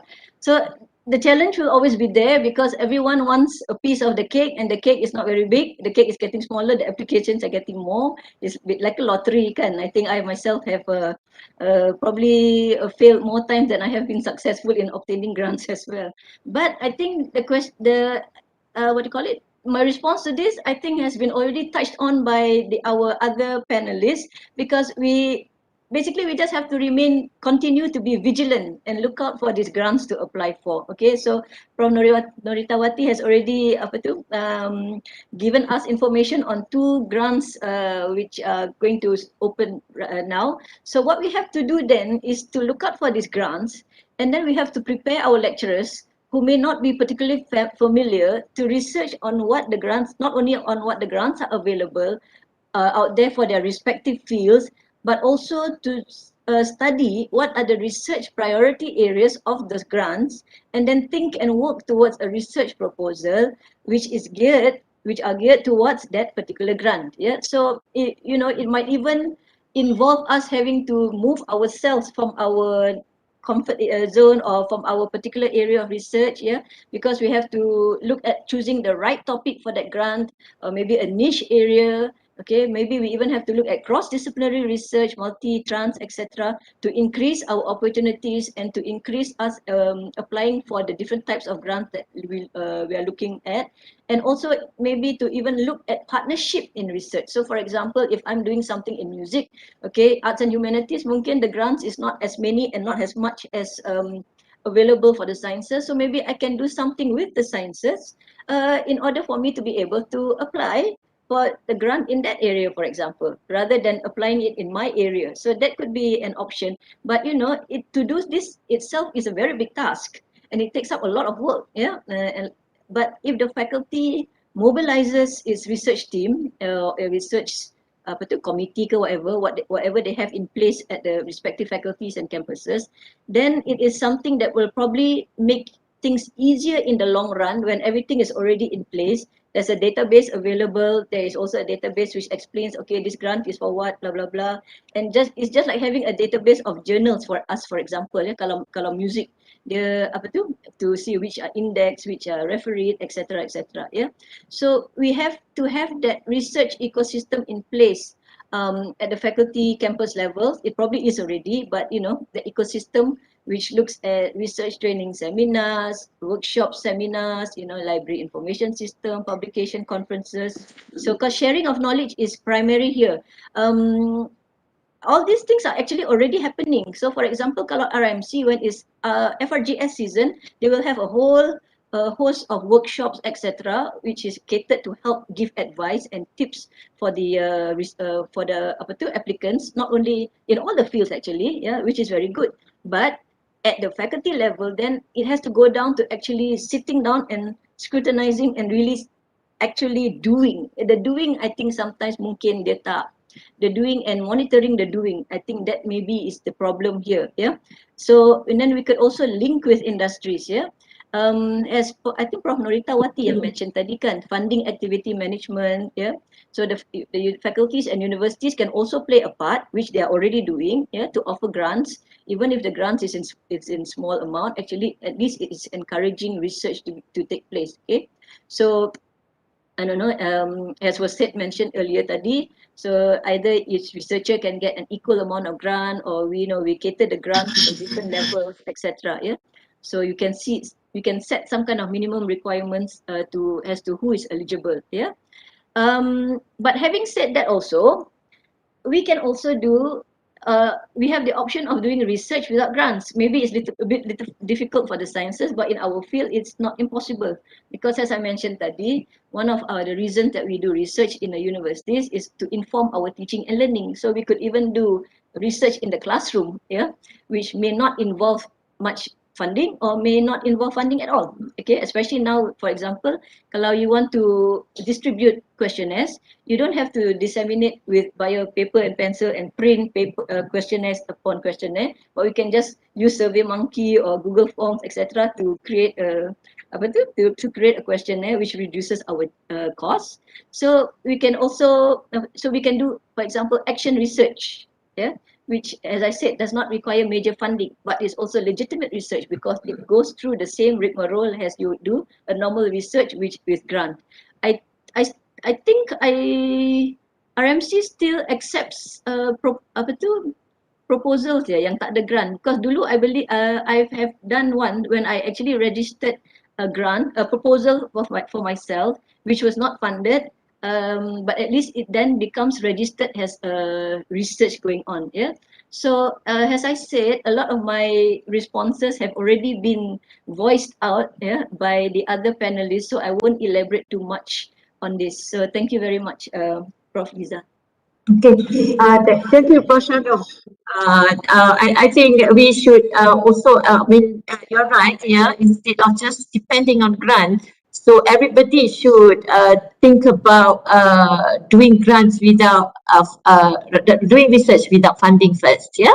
Yeah, Okay. as an option while still trying to secure get- a grant. Yes, that's right. Okay, I agree. So, I think we have 5 more minutes for a question and answer session. Oh, by the way, Prof. Shano, there is a participant who commented positively. Yeah, so nicely elaborated, Prof. Shano. So, there's a positive comment from the Thank you very participant. much. Okay, so thank you for the comment. Yeah. All right, so there is one question, a pending question from the participant, and I would also like to ask Pro Shahanum to address this question. Yeah, Pro Shahanum? Okay, so the question is, will UiTM or should UiTM implement exit policy to those who are complacently sitting as potential denominator for years? So, can you address that question, Prashano? Wow, that's not an easy question. Yes. Especially since I don't sit under mesyuarat sumber manusia. And that is periuk nasi somebody kan. Well, let's hope that we can actually try to encourage that person, yeah, all these people who are not doing research. Because I think that if we focus on the my ATP, our LNPT kan, so maybe what the faculties could do is for those who are not doing research on to identify who these people are and try to come up with some kind of activity. So it might be a little harsh to say that the exit policy on just on one matter kan, which is research kan. Kalau dia ada tindakan tata tertib ke apa yang besar-besar, tak apalah. Not unless you view not doing research as a tindakan tata tertib because you're not fulfilling the requirement of your ATP. But I always believe that we have to first try. Yeah. We have to first try and see and try to encourage and get that person or those people to try to do some kind of research. So therefore, maybe all the more reason that the research ecosystem at the faculty or the campuses must be strong enough to identify who these people are and to find ways of how to actually encourage them. They don't have to be the PI straight away. They could be one, as Prof. Ling katakan tadi, you can have a senior lecturer or Professor Madya to head this and put them under there so that they are working towards that. Yeah. So I would think my first step is we must give them a chance. Tapi if it comes to the exit policy on this, I tak berani nak make it depends on the higher authorities, the management of the universities, whether they still fit. Tapi I rasa belum pernah ada kan, if I'm not mistaken. Yeah. Not that we know of. Yes. So hopefully they will not be also lah, inshallah. I hope that answers the question by or maybe the other panelists have can help me with this also. Yeah. If any panelists want to add into that? Yeah, I totally agree with Prof. Shanom. You have to go for soft approach first. So those are the hard approach that we should avoid. And I truly believe that the new keliling saying that each of us are given the KPI, reach the KPI. If you fail to reach this KPI, maybe your mark, your LNPT will not reach certain percentage. That is going to be a good, I would say, initiative by RMCT and CPI, so that now we have what you call that, we have like a carrot and stick. So this is the stick for you to move on. I think that would be better than forcing the staff to exit the system just because they don't actually embark into research. Okay. All right. Thank you, Prof. Jamalia, for adding that. Okay. Moving along, I think we have time for one more question. And I would like to ask Prof. Jamalia to address this question. So there is a question that, or cadangan lah, basically cadangan ya. Grant dalaman grant dalam untuk cadangan untuk mengadakan grant dalaman dan metodologi seminar kepada pensyarah muda dan pensyarah senior yang kurang aktif untuk membudayakan penyelidikan. So what's your opinion on this, Prof. Jamalia? Okay, I think it's a good question from the young one. Okay, maybe I just share a bit of what we are doing at RE. Of course, you notice in Myra score kan, Myra you nampak dia punya combination of structure research quality tu kena ada age factor, umur dia kan. So when you set up a group, make sure dalam group tu you ada senior. I think semua panel agree this just now. Ada combination of junior, DM 52, 54, WK7, jadi team tu dah cantik mantap. The second thing I selalu buat adalah the workshop must actually interactive. Maknanya, okay, sekarang ni grant yang sedang keluar adalah grant Sarawak, right? Grant Sarawak, I think SDEC is going to close 20 hari bulan. So you ada a few days. So buat workshop tu, dah depan ni dah pegang borang. You have borang in front of you. Isi sama-sama. I like tadi Shadow mention about we have a lot of workshop. Cara nak buat, cara nak isi, monitoring dia. Tapi cuba setkan satu lagi step. Dalam workshop tu ada juga English editor yang boleh bantu bila submit tu dah ada English editor standby kat ujung ni. Okay, borang siap, English editor terus edit. Dan kita juga ada juga admin staff yang dah ready ni tadi. RA ataupun kita panggil admin staff atau supporting staff di RE yang standby tolong nak ulurkan ni tadi. Macam mana kadang-kadang ulur dekat sistem, kadang-kadang manual. Sebenarnya macam senang aja nak submit tu, tetapi documentation tu sebenarnya leceh. So bukan researcher nak spend time on that. Not many researcher willing to spend time on doing those kind of documentation. Dan the admin staff dah standby nak bantu. So the system when you apply tu tadi, pertama the group must be good. Combinationnya memang can work with each other. Topik tu mestilah related. Contohnya kalau kita ambil grant Sarawak tadi, baca betul-betul. So dalam workshop 2 hari tu, hari pertama kita dah explain the do's and the don't in applying this grant. Okay, the KPI dah explain semua. Masa tu semua researcher datang mesti dah ada idea on what to do. Okay, mesti after 3 hari ni mesti submit. Then only you nampak benda tu bersubmit. Kalau you lepaskan kepada peserta seminar yang workshop katalah tadi 20 orang tu, nanti lepas 3 hari submit, before they closing date submit ya, rasa je tak ramai yang akan berjaya submit. So paksa submit after at the end of third day tu. So I biasa buat first day tu nak maham-mahamkan, second day tu masing-masing buat kerja masing-masing dan combine balik dalam form. Hari ketiga mesti dah ready untuk diedit English dan juga disubmit before 5 o'clock third day. Okay. Alright, so terima kasih. Thank you Prof. Jamalia for the additional step that everybody should consider dalam workshop. Yeah, it's true that we have a lot of workshop, but at the end of the day, only like 10 or 20% submitted a full application. Yeah. Alright, so okay, so I think we are done with round 2. Yeah. So let's go to round 3. Yeah. In this round 3, We have previously talked about the funding opportunities, the grant funding opportunities. So the next question, Prof. Norita, yeah. So after, what is the research outcome? How do grant funding affect the research outcome in terms of the impact and also in terms of the productivity? Okay, thank you, Dr. Prof. Liza. So we know that there are many discussion now. And stuff now so that I can refer to. Mr. Kelvin, can you mute your mic, please? Thank you. Okay, sorry. Okay, so kita memang sekarang there are actually varieties of discussion about this grant funding punya impact and productivity, not to mention tech transfer, commercialization of university research kan.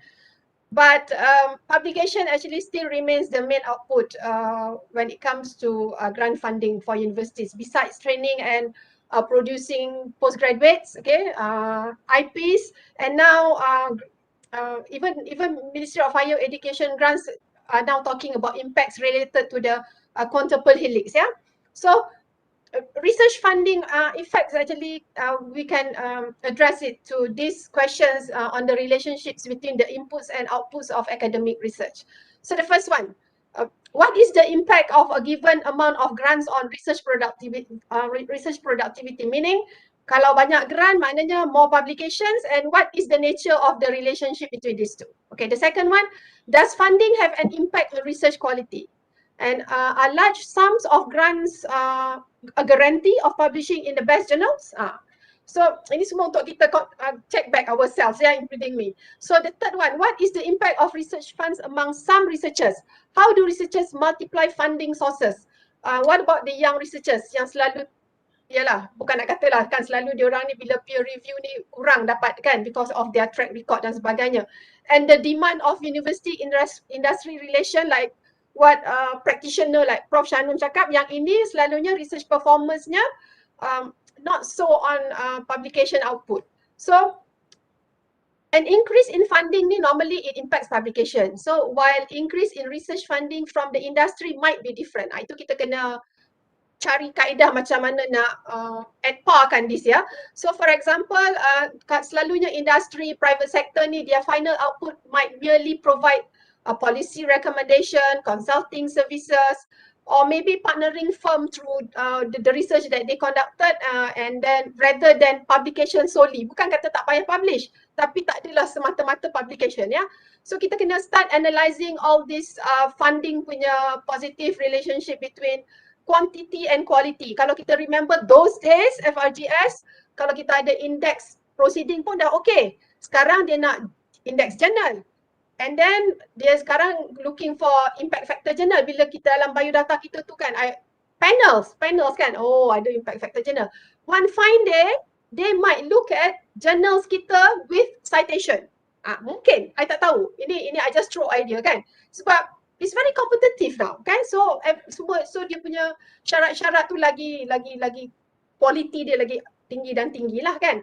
So how actually can we measure this kind of impact to society? Itu kita nak tengok sekarang kan, because we don't have actually ways to measure. Sebab citation, publication, high impact factor kita boleh measure. So in addition to this, how actually we need to consider qualitative factors to interpret the impact and productivity with what are the alternative methods and metrics in measuring the societal impact. Macam kita nak buat itu kan.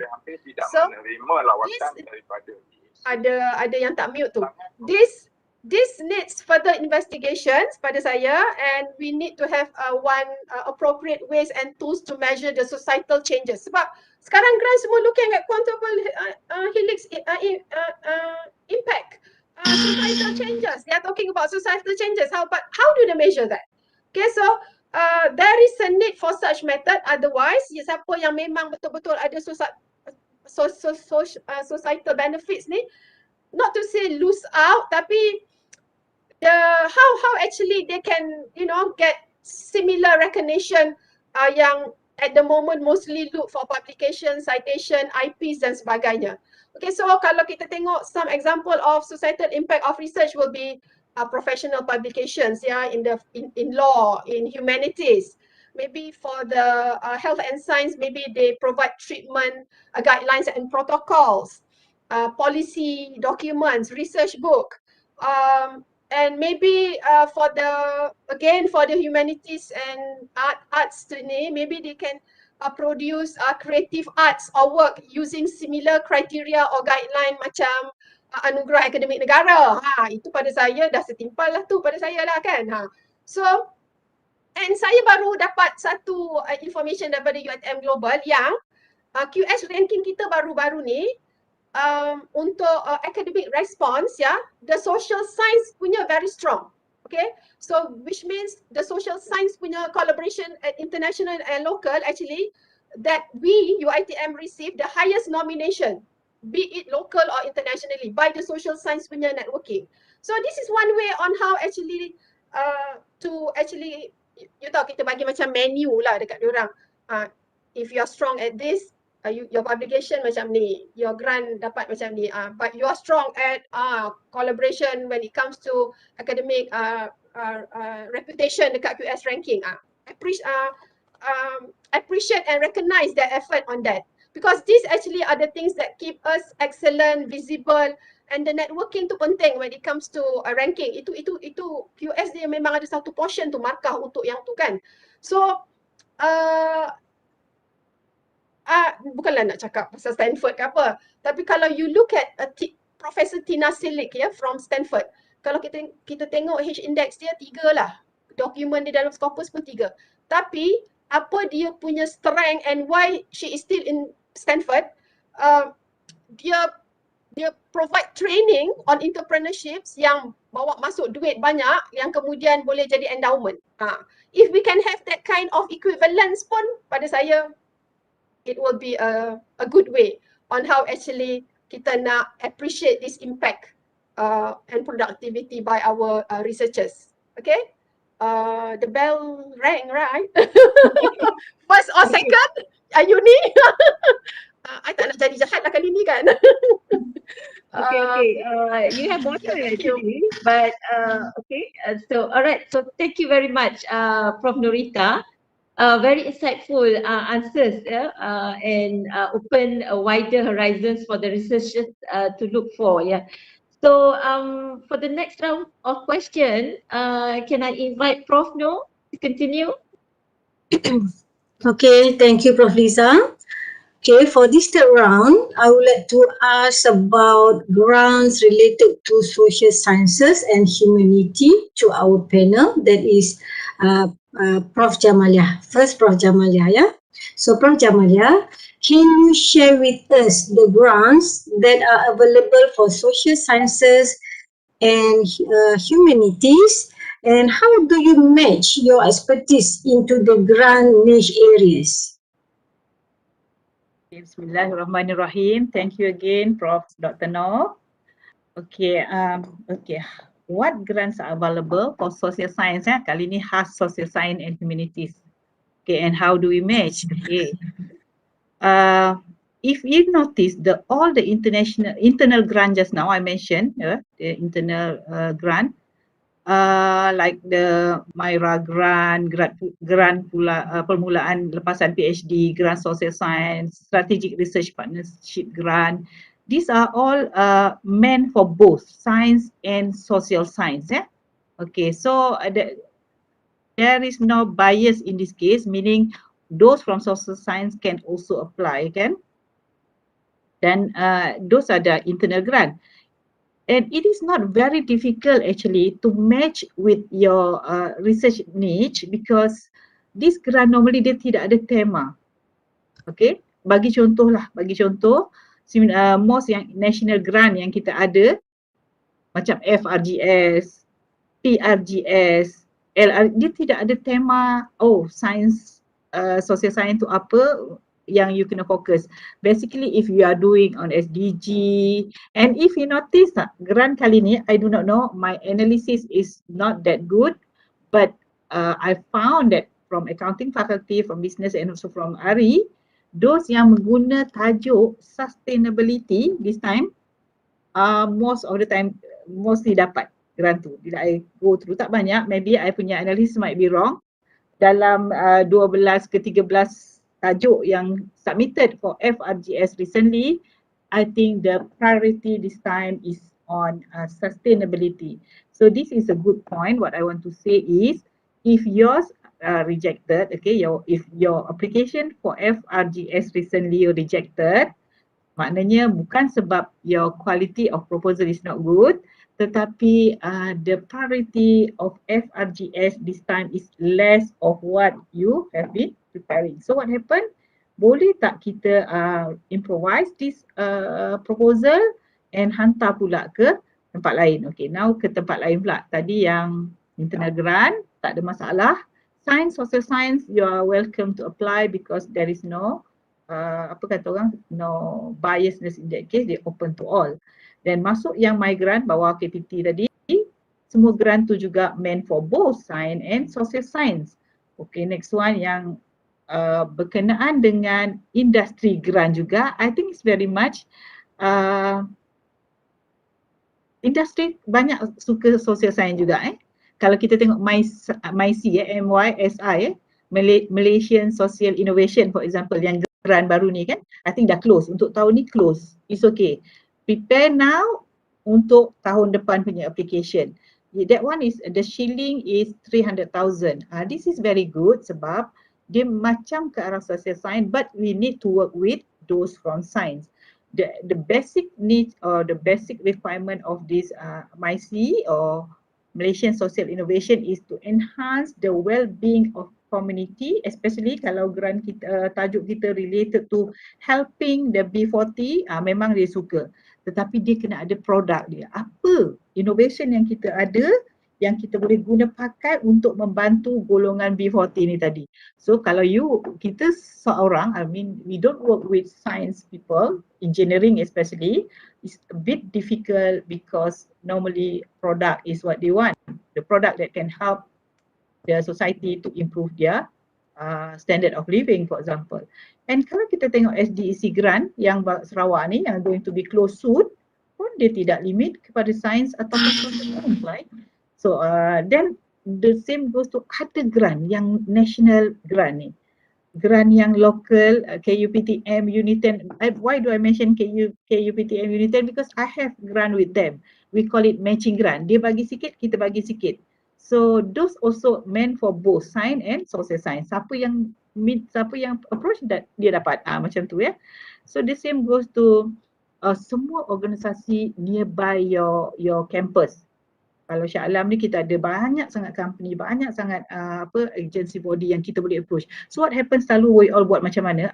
Kita ada banyak program, kita ada flyer untuk postgraduate student. So bawa flyer tu, setiap organisasi akan ada human resource yang jaga R&D. Ada department yang jaga R&D. So make appointment with them, bawa boss you. Kalau rektor, staff branch bawa rektor, pergi tolong presentkan. Kalau you present muda-muda takut tak confident kan? So you dah siapkan bahan, dah siapkan proposal, minta rektor tu tolong presentkan. I know this industry having this problem, I think they need solution. So this are my proposal, tolong presentkan. So pergi, biasa industri kalau you tak dapat projek tu pun dia akan bagi benda lain. Biasa kalau Ari kami minta, kami tak dapat grant tu pun, tapi dia bagi kami train dia punya staff buat research method. LHDN rajin buat macam tu, bagi offer tu kat kami. Kadang-kadang dia tak nak tu, dia kata dia nak staff dia datang kat kita untuk buat master PhD. So whatever it is, the program you kena connect yourself with industri yang nearby lah, lagi mudah sebab nak dari segi logistik. Itu juga sama juga dengan international grant. Memang international grant you sebutlah IDB grant for example, very much related to social science. Biasa IDB ni Islamic Development Bank, dia buka setiap tahun. So the aim is to again macam MySI tadi, to help, but this one is countries, to help the kata orang underdeveloped countries. Jadi kalau sampel kita tu tadi melibatkan Bangladesh, India, so you need to collaborate with our research partners from these countries. Kan, India, Bangladesh, Indonesia kita ramai partner. So tak berapa susah nak cari grant in relation to social science. The most important part is actually kita kena cari dia, sebab dia tidak akan cari kita, dia tak nampak kita. Our level of visibility belum gitu jelas. So for that matter, kita kena humble enough, prepare good proposal, bawa flyer yang sesuai, approach them, make appointment with them, present our proposal. InsyaAllah science and social science tidak ada beza dari segi grant offering. Okay, with that I thank them. Okay, thank you, Prof. Dr. Jamalia. So, my fellow friends from social sciences and humanity, there you go. There are a lot of opportunity to apply grant. You still can be a researcher. All right, and for our forum today, we have a well-balanced panel. Two are from science and technologies, and another two are from social science and humanities. All right, for the next questions, I would like to ask Prof. Shahanun. Okay, she is also from social science and humanity. Prof. Shahanun, I would like to get the opinion from you as well regarding this topic as well, that will give light to our friends in social sciences. Okay, thank you, Prof. Actually, if I may say, I actually more represent the humanities, not so much the social, the lain. Betul, we are under the arts and humanities or the humanities. Okay, but humanities, grants are available, of course, but maybe not as much and not as wide as the other fields. Yeah, I'm not sure. But of course, we like everyone else, we have the MOHI grants that we can apply for, FRGS, PRGS, LRGS, etc. But locally also we have other options. Yeah, contohnya Ministry of Communications and Multimedia. Yeah, they give grants for digital content. Yeah. My Creative Ventures, Cultural Economy Development Agency Cendana, Yayasan Saimdabi, Yayasan Telekom Malaysia, Christian Jade, JKKN, and of course industry grants. There are those which you can apply for, not as much, not as many perhaps, but masih ada lah ya. Especially yang Cendana, for example, this year as after because the creative arts industry was badly hit by the by the pandemic, yeah, because they just couldn't go out to do their work kan, so they came up with all these grants to help to revive the economy. So this year and last year kalau tak silap banyak jugalah, tapi again as I said, the cake is still very small, yeah. And of course then there are all the international grants that has been mentioned, yeah, antara lain yang the Sumitomo tadi and the British yang British Council, yeah. We have also actually the Japan Foundation KL grants which we can apply for. The Erasmus, of course, not very easy, but it's there. Then Toyota, Ford Foundation, Humanities in the European Research Area, Fulbright actually also, and even the German Academic Exchange Service. But of course, these grants are not easy to come by lah. And so we have to have strategies in place where we can try to apply for them, and strategies which I've mentioned earlier, in fact, strategies which Prof. Jamalia herself has also mentioned, because each one of them will normally have their respective priority areas. And if we are talking about the humanities, for example, that you have to see how we can really match it for everyone. Okay, but how do you match your expertise into the grant niche area? As I mentioned in my previous question, you basically have to do research as to what their priority areas are. You have to explore the full range of the grant opportunities in our area.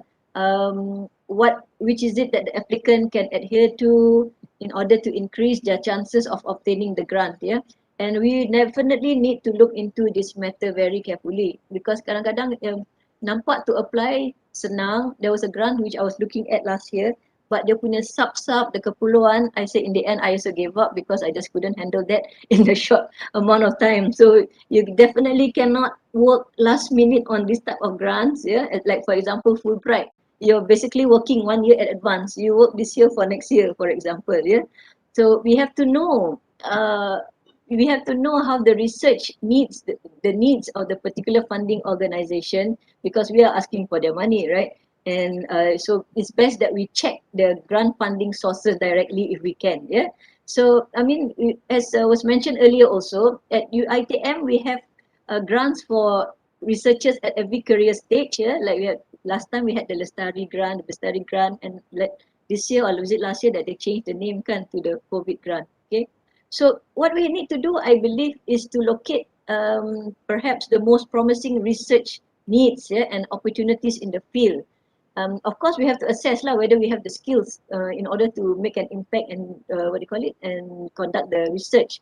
And networking, of course, is very important. Yeah, networking with people in the field is very important to me, because then it will provide you that opportunity to discuss your ideas and get advice from experts in your field and those who have actually secured those grants. So, for example, Erasmus, we know kalau in art and design, Prof. Shariman has managed to get secure an Erasmus grant, and I believe he has gone around trying to explain what is needed to have. I think Prof. Ling also, right? If I'm not mistaken. Yeah.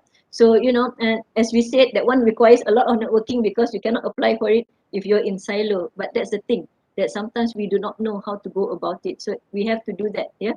And because when you network also, I believe that you will be able to help yourself to identify what are the most promising research needs and opportunities in our field. Yeah. And it gives us an opportunity also to evaluate what is that competitive landscape, so we know what we are doing. Yeah. So maybe it can even help you to assess whether we ourselves have that knowledge and skills to be able to perform this cutting edge research that will make an impact. Okay. It is very important, I think has been mentioned many times by all the panelists, that we actually have to really observe what is the priority areas of the grants, because sometimes we think it is, but it is not. Because I remember masa FRGS, when they started having, asking you to identify what is your niche area, blah blah blah, etc. At one time, I was very disappointed and depressed in a way, yeah, because I felt that I cannot do what I want to do, and I know what is important in my field, because in the arts and humanities, sometimes our research is not as advanced as other countries, perhaps in music, katalah, yeah, because we started very late. So there's still a lot of basic things which we need to do in our field before going on to advanced things, like talking about AI ke, VR ke, artificial intelligence, etc. But you can't do it. So if you want it, you have to just stick with the grant. So you just have to learn how to do it. Yeah. And from there, I think you can also get help from RMC. Okay. As was mentioned previously by myself and by other panelists, or attend the workshops which are conducted by RMC, because this can also give you the opportunity to ask whether your intended research topic actually fits the mold of the grant that you are applying for. So you can get help from them. Yeah, I think this year also I was bugging Prof. Norita Wati a lot regarding my application. Yeah, and then there are the RICs, the EKs that you might be able to get advice from as well. Yeah. So because one of the biggest challenges in writing these grants, to me, is communicating your ideas clearly in a concise way, which the reviewers with different areas of expertise are looking at your grant. They are the ones who are, appraising your proposal. So, if they come from a different area of expertise from what you are, you have to be able to succinctly and clearly try to to get your ideas across. So that is where I think you need help. And if you're networking with experts or people in the field, or even with panel penilai themselves, ask them their opinion on the matter. It may or may not work. In the end, it's still like a lottery when it comes to the grants, but at least you are preparing yourself to this, in the way to match your niche area with the grant. So with that, I thank you for giving me the time, Prof. Okay, thank you, Prof. Shanum. Okay, based on her ideas, her opinion, there are a lot actually grant funding that are available for art and humanities, among others from the Ministry of Communication, Cendana, Japan Foundation, Erasmus, Toyota, Sumitomo, and others. So for those researchers from art and humanities, you just need to look for them. Okay, all right. Thank you for Shahanam. For the next question, I will pass to Prof. Liza to ask. Okay, thank you, Prof. Noor. I think Prof. Ling, you are the only one who are left in this round of questions. Yeah, we only have time for one question to be answered. Yeah, so Prof. Ling, since you have secured many international grants, so can you share with us how do you look for opportunities to secure various types of research grants?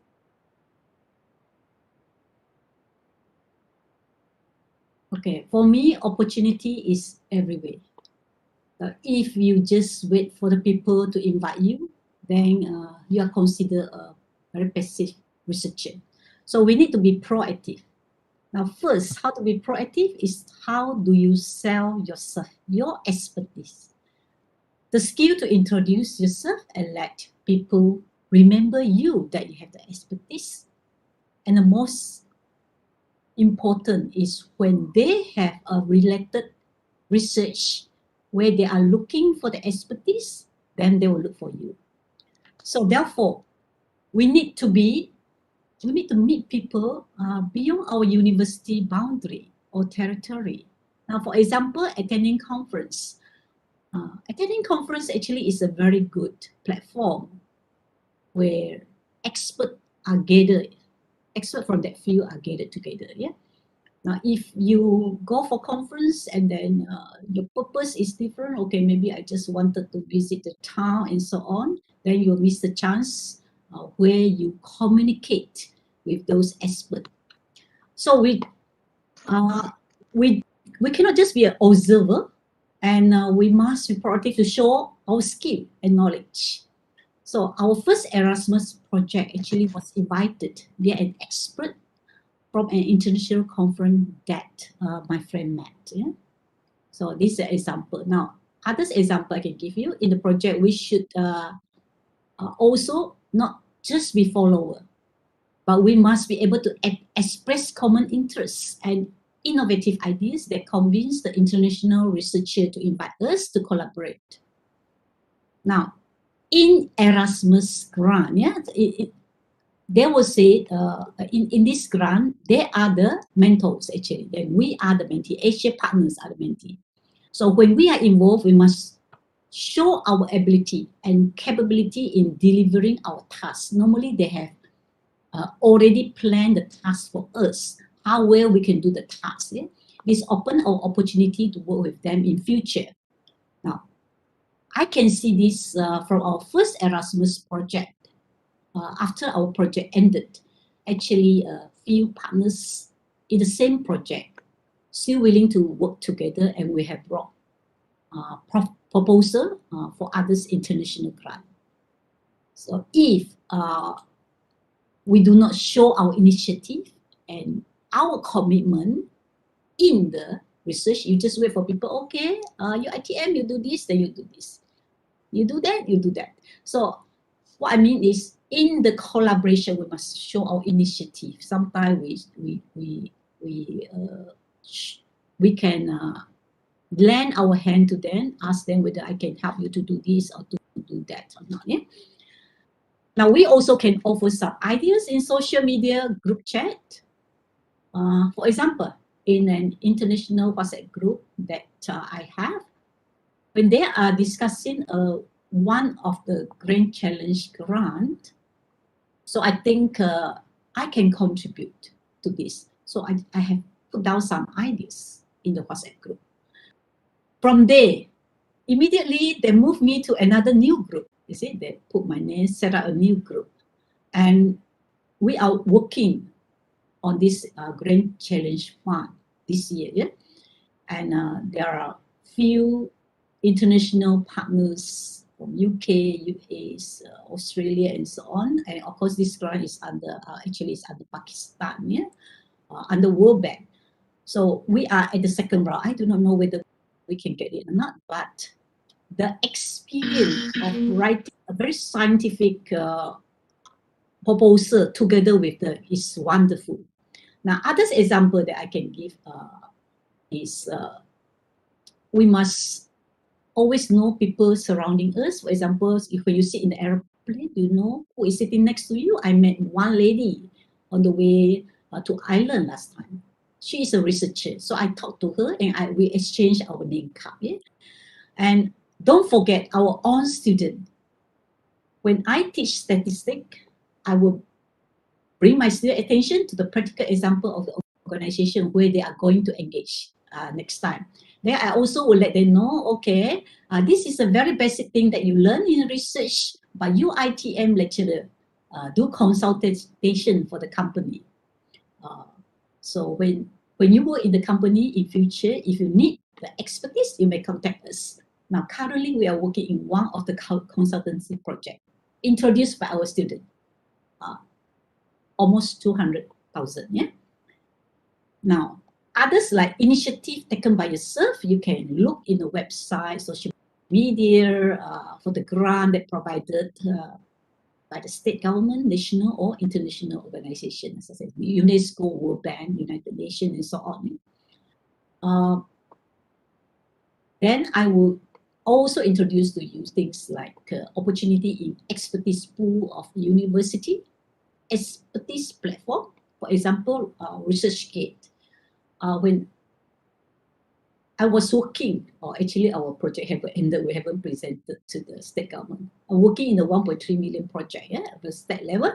Then when I need to look for a panel, actually I look into the ResearchGate and I wrote to one of the person that I think is an expert on this in Malaysia. So that is the platform, expertise platform, yeah. Another thing is dissemination existing project via website or social media for visibility and sustainability. Now, in this case, the more people will get to know our activities and our expertise. From here, then in international collaborator, they may get to know us and invite us to work with them. Yeah? For those Erasmus project, dissemination is a very, very important and it's a must activity because they are talking about sustainability, okay, and introduce your project to other people. Okay, so that's all from me. Hand over to you. All right. Okay. Thank you, Prof. Ling. Very interesting and unique experiences in how you gather, connect, create opportunities, grab opportunities in getting international grants. Not just creating networking conferences. You should be active and participate in research, social groups, and also talking to people at random in airplane and maybe coffee shops. Yeah, Prof. Ling.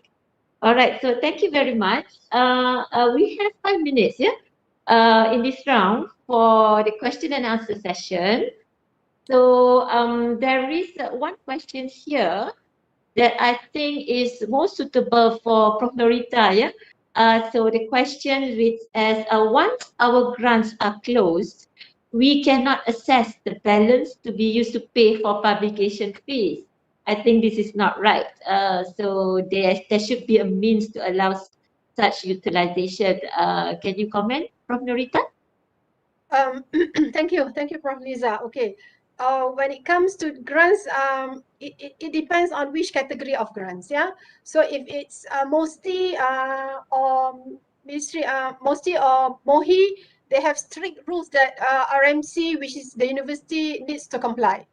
Which means kalau kita ada 3 years and we have given extension, I mean we apply for extension and approve, it has all the expenditure needs to settle before the project tamat. Okay, itu memang syarat grant funder punya syarat, ya. So kalau kita tak ikut nanti akan ada audit yang masuk, audit negara ke audit dalam, audit luar, akan ada teguran lah. Okay, so untuk university grant, kita ada, not to say leeway, kita bagi juga extension, cuma extensionnya depends, 6 months, and kalau you rasa you are going to publish or you are submitting and paper accepted dan perlu bayar, put in your application through RMC, that can be considered case by case basis, I would say. Ya, kalau betul dah submit, ada peluang accepted, cuma nak bayar je lagi, I think RMC akan InsyaAllah. Itu kita tengok case by case. Tapi kalau international grants, industry grants, dia tak strict macam grant national ni lah, MOSTI and MOHE, ya. So pada saya, we need to plan. Bila kita apply grants dan kita ada janji manis kita bulan bintang berapa publication, plan well accordingly.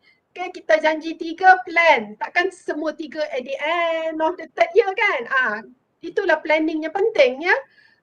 Bila dapat some findings rasa sufficient. I faham kadang-kadang to be in a Q1, Q2 journal, findings yang lepas 2.5 tahun tu lah yang cukup untuk kita submit ke Q1, Q2. I understand that, but we need to plan. We just have to comply dengan grant funder punya the do's and don'ts. Okay, thank you. Cuma grant universiti boleh dibincangkan, tapi kita tengok case by case.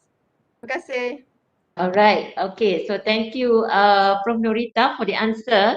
So despite the rules that you have to abide to, there is also special cases that you can attend, yeah, with submission apa ni macam merayu lah, yeah. Okay, so I think we have to proceed with round 4. So can I pass this to Prof now to start the round 4? Okay, thank you, Prof. Liza. For round 4, that is the last round, we would like to inquire on the tips to establish collaboration with several parties. Since many research funding entities require collaboration with other parties such as industries, rural communities, other research institutes, and overseas collaboration. So my first question is to Professor Dr. Jamalia. Okay, I would like to ask Professor Dr. Jamalia this question.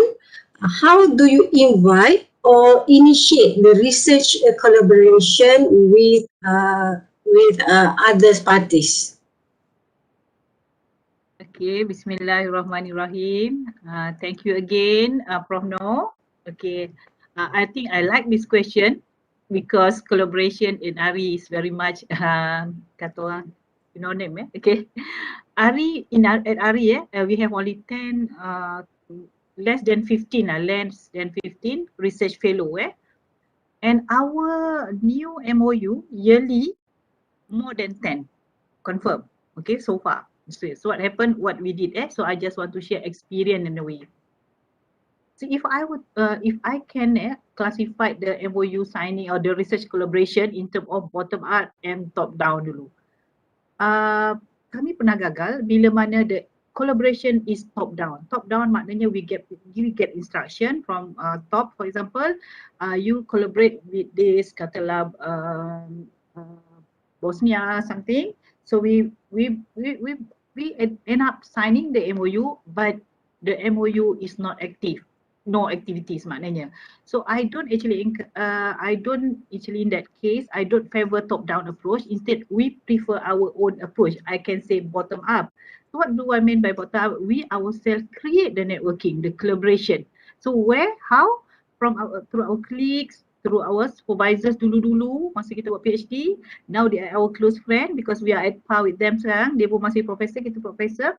Jadi we sign the MOU, we do research collaboration together, we jointly organize conference together, kita apply grant together. Okay, that kind of collaboration dia work sebabnya we know the person from years already. Okay, so after kita dah ada connection tu, of course we have to translate into official document lah, MOU atau MOA. I think that one not very difficult. The template dah ada tu kat PUU office, just ask and submit ke PUU 3 bulan dah boleh sign.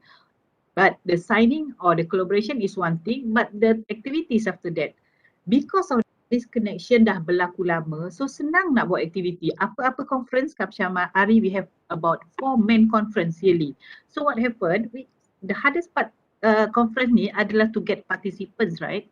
So what happened, kita punya partner tadi yang kita dah sign MOU yang 10 tadi per year, we ask them to collaborate the conference. If you realize ARI punya conference memang logonya 10 at least dekat atas tu. So what happened, each partner, co-organizer kena hantar katalah 10 participant. Because kita dah sign MOU dengan dia. So pun dia hantar paper, at the end, one paper tu ada collaboration lah between their university and our university. So memang kami punya connection with our international partner very close to the extent that kalau wedding, kalau yang dekat-dekat Indonesia confirm kami pergi. Kalau dekat Thailand kami pergi. Sampai tidur sana. Memang dah macam very close friend. So that make the collaboration work. Kenal. Then of course I have to thank my senior, Prof. Norma and semua yang sebelum-sebelum ni, Prof. Natsia. Sebab banyak collaborators tu dia friends. I do not know these people. Tapi sebelum dia orang pencen, dia dah pass the connection to me. Kita dah ada WhatsApp group. We update every family things tu, update dalam tu. Not to mention our Facebook pun memang connect dengan dia orang. So that kind of collaboration memang very superb lah in a way. Ada formal document, ada a lot of activities, okay. Tetapi my advice in a way, sebab kami pun gone through juga, ada yang gagal macam I sebut tadi, bila top down kita tak kenal orang tu, kita text dia pun tak balas, dia pun macam tak berapa, area of interest tu tak berapa nak sama. So that thing menunjukkan tanda-tanda yang collaboration tu mungkin tidak akan berjaya. So the next thing is apa lagi yang menyebabkan collaboration tu mungkin gagal. So there is no person in charge. Macam tadi I kata bila top down, there is no person in charge. Kita pun tak berapa kenal dia, dia pun tak berapa kenal kita. None of our fellow pun memang mesra. Tidak ada person in charge in a way yang closely related to our partner. Yang kedua, banyak ada collaboration tapi tidak ada activities. Kan ada sign MOU dah berlaku tapi no activities sebab there is no, kata orang tak ada kepersamaan tadi.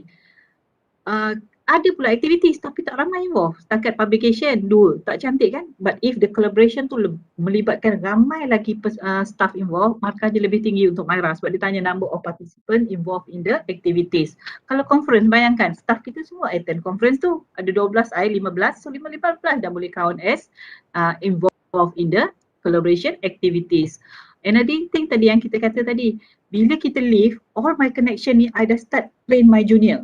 Kenal kawan I dekat KT, dekat Thailand, dekat India, phone number dah share. So bila ada research grant ni, meeting, I dah tak attend dah. So dia orang akan report, yeah, dia had meeting dengan Bangladesh International University, they want to give us 5 matching grant. So dah my pelapis ni dah connect dengan dia. So connection tu tidak akan terputus bila I pension tak berapa lama lagi lah insyaAllah. Sebab everyone is talking about leaving pension, so I pun sebut jugalah. So dah ada pelapis yang akan memastikan the collaboration tu is going to continue forever. Okay. Dan last but not least, ini yang disebut-sebut lah tadi, visibility, make sure the collaboration tu visible. Upload activities dalam website, not only our website, their website, university website, dia pun kena sama juga. So we tag along kita punya Facebook tu sama-sama, jadi dia apa kata orang, promote our university di negara dia through dia website. Itu penting dan juga bila kita ada website ni, pastikanlah dia follow dan dia like our page and try to write a lot about kita juga.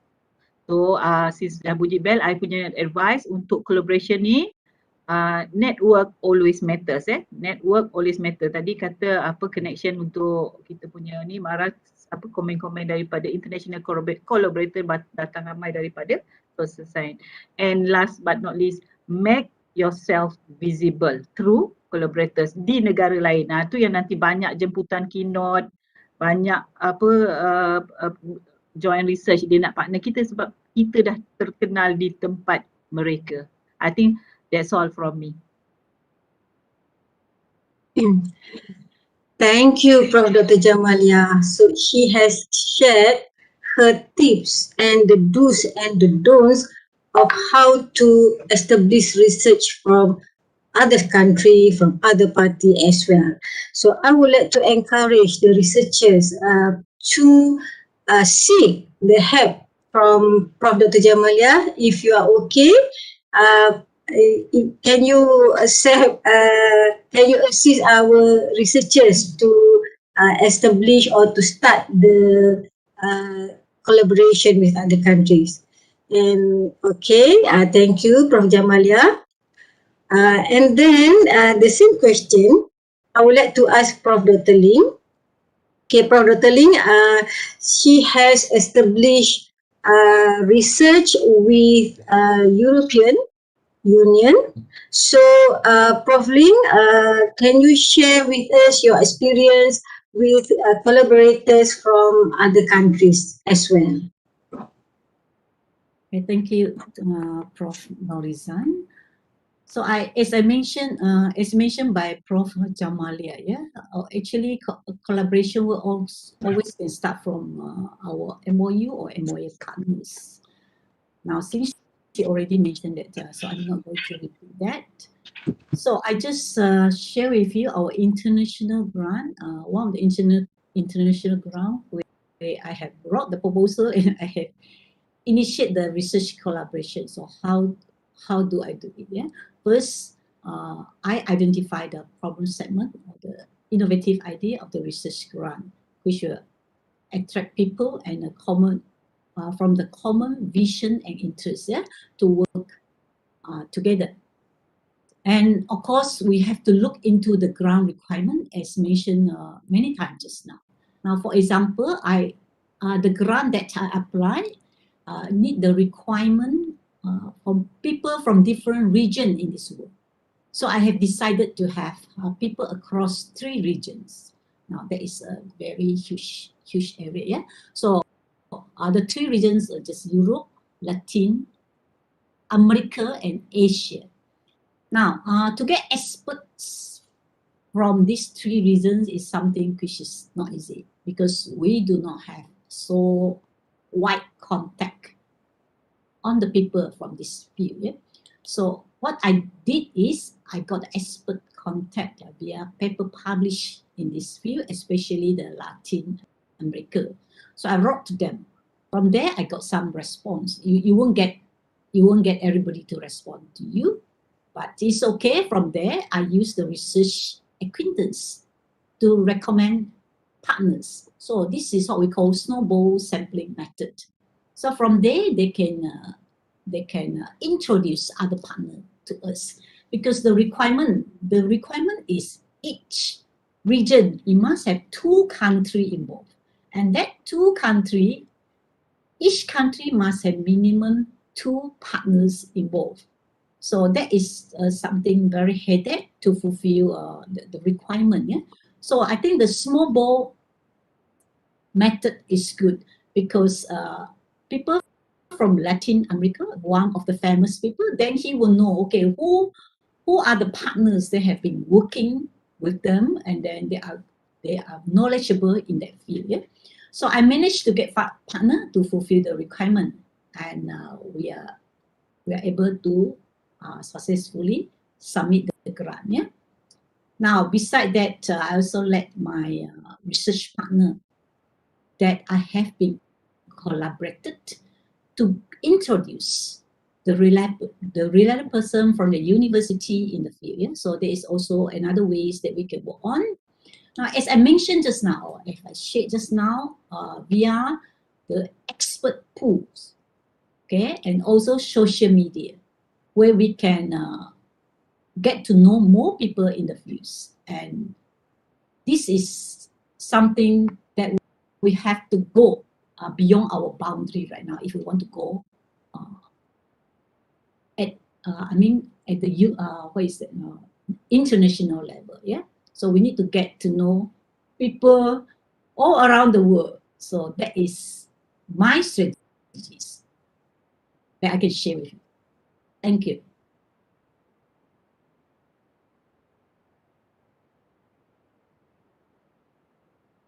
Prof. Nurizan, can you unmute? Oh, sorry. Okay. So thank you, Prof. Dr. Ling, for the insightful sharing. And very much we can learn from these 2 panel, Prof. Dr. Jamalia and Prof. Dr. Ling, on research collaboration with other countries. Okay, I have finished the second question. The next question I will pass to Prof. Liza. All right. Thank you, Prof. No. Okay, so that was a very interesting experiences shared by Prof. Ling and Prof. Jamalia. Yeah? The snowballing approach, talk about by Prof. Ling, and also how Prof. Jamalia passed the baton to younger researchers. Yeah, for their network, for the network that she has created, and also her seniors has created. Yeah. All right. So for the next question, I would like to ask Prof. Shahanov, yeah, what's your opinion? So why is industries and international and also maybe NGOs collaboration is very important in a research ecosystem? Okay, thank you, Prof. Okay, well, collaboration definitely is very important. It was also highlighted by our previous two panels, kan? But by saying this, let me just say first that I am not undermining the importance of in-silo research or single discipline research, yeah, because there is still a lot which needs to be done, especially in our field, because as I mentioned earlier, we are not that forward moving yet, where research is concerned in Malaysia on a wider scale, that is, yeah. So I myself also still conduct research just in my area of research without collaborating with other fields of researchers. But of course, collaboration is also very important because via collaboration, that is where we have the opportunity to combine expertise, right, and resources, yeah, which then will allow us to expand the breadth of our research, and we can also answer bigger and more complex questions, yeah. So I think that this will also allow us to maximize our impact. For example, maximize our outputs, yeah, because when we combine expertise and resources, we can, as I mentioned, we can answer bigger and more complex scientific questions. You know, we can create more publications in different types of journals. We can even create patents, innovations, etc. So we can maximize output when we are looking at collaboration. And not only that, we can also hopefully maximize the impact. Yeah, because I think when I was reading a little bit, I see that research shows a positive correlation between collaborative papers and a high level of citations, for example.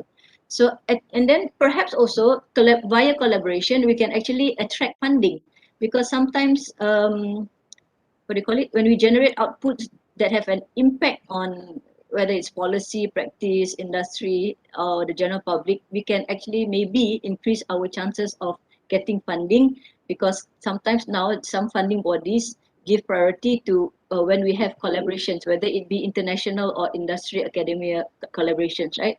And as was mentioned by our previous two panelists, of course, it's a great opportunity for us to expand networking, yeah, because when we work collaboratively, we can meet our potential future, maybe employers also for that matter, our mentors or collaborators, yeah. And we have to start embracing the new. If I were to connect, for example, now is the era of IR 4.0 and music. Maybe there's a lot of connection there, yeah, for example. So we have to start looking at the new. And because there are so many developments going on. So collaborating will give us this opportunity to learn new skills. Besides making new friends, we have gained a new expertise, yeah, and we can discuss stimulating, we can have stimulating discussions, yeah, whether it's the experts in your field or in the complementary field. Okay, so after all, in your UiTM strategic plan for 2025, we are talking about synergy, and via the colleges, if it to be implemented, etc. Collaborative research is one area which we can fulfill this strategy. Yeah. So I take an example of music, for example. Yeah? Music actually crosses a lot of disciplines. It's not just about performing, composing, etc. Yeah. It crosses the sciences. It crosses education, history, philosophy, etc. So my upcoming research, yeah, which I put in the proposal without I put in the proposal already, and Alhamdulillah, I managed to get a grant. It involves machine learning. Okay, now machine learning is definitely not my area of expertise. Neither it is the area of expertise for my team members, which comprises junior. So obviously, right now we will have to do some kind of collaboration with katalah FHKM in order for us to learn more about what machine learning is all about and how to go about all these kind of things. Yeah? Because conceptually we know what we want to do, but the how to do, we may not have that expertise behind it, yeah, etc. So we have another one of our lecturers. I think I saw her name here actually, Associate Professor Dr. Valerie Ross. Yeah, she does research, for example, music and autistic children, and she does it in collaboration with the medical faculty. In fact, her EK is with the medical faculty. So there's a lot of potential collaboration. So anyone here who is from the different fields who are interested in doing research with us at the Faculty of Music, please, this is an open invitation for you to come, because dia banyak. Yeah? if you were to see an instrument, for example, a music instrument, it can be research on from the perspective of how the instrument is made. Katalah FSG, bahan-bahan yang digunakan to get a better sound. But from a musician's perspective, we will see, oh, is that really the sound that we want? Yeah. So if we, for example, musicians will talk about notes A, B, C, D, E. From somebody in the physics perception, they will look at it in terms of hertz, 440, 442, etc., etc. So yang itu it already allows for so much collaboration to expand. In fact, at UPM, for example, now they are looking at music therapy as a niche because they have the expert in that. Yeah. So of course, I do not deny that with as collaborative research, there will be a lot of challenges associated with it, but there can also be with perhaps at the faculty level, what we need to do is to introduce to the lecturers how this can be done and how to sit down perhaps and to see who and which specific sub-disciplines within the field that we can focus on and create some kind of collaborative research. There's so much that can be done within UiTM within UiTM itself, without even needing to go outside because we have so many different fields which can cut across. Okay, so it might even need a revision of institutional policies. I'm not sure, infrastructure. Yeah, maybe some kind of a systemic prioritization of research for administrators and also administrators and also for the individual faculties. Yeah, so we could create, for example, a research cluster, a multidisciplinary team, maybe of faculty members from multiple departments which are focused on a common team. Yeah, so that can maybe provide a mechanism for leveraging national strength. And we can share our limited resources, and we can also provide opportunities for both faculty members and for our students as well. Thank you, Prof. All right, thank you, Prof. Hanum. I strongly agree with you. Yeah, with multidisciplinary, transdisciplinary research, we can create more impacts. Yeah, and also increase visibility. And music is also, like you said, it's very cross-disciplinary. I myself have also studied the lenggok in asli music, and we have come up with the signal modeling of the lenggok in our asli music. Oh wow, that's interesting. I must read that. Okay. All right. So moving on, yeah. I think we have reached to the last question of round 4. And this question shall be addressed to Prof. Norita. Okay, so Prof. Norita, since you are one of the person who plays an important role in shaping the research direction of UiTM, can you wrap up our webinar session by proposing the short and long-term planning on how, what or the planning to accelerate research activities in UiTM? Okay, thank you. Thank you, Prof. Liza. So when we talk about short, long-term planning when it comes to research activities, it is actually the research culture that each of our researchers should own. Yeah, apa research culture yang kita perlu ada dalam diri kita ni pada kategori early, mid and mature. Yeah, so I guess ke semua panel dah mention dah ni. When it comes to research, collaborative and teamwork oriented, itu memang ada, especially when it comes to multidisciplinary research nature. Ya, so bila kita itulah bila Prof Jamalia kata masa during MAPP ada one of the young researchers mention yang macam kena scam kan, dia tak tahu bila masuk universiti ni kena buat research. Ya, that's what makes us different from teachers actually. Yeah, so that is actually one thing that we should enjoy doing when we comes to academic as our career, because we have the freedom to continue doing research, okay, which actually finding solution to problems and new facts to be shared and to be discovered and shared. So ini boleh dilaksanakan melalui research entities. Prof. Shanu dah cakap banyak kali research entities.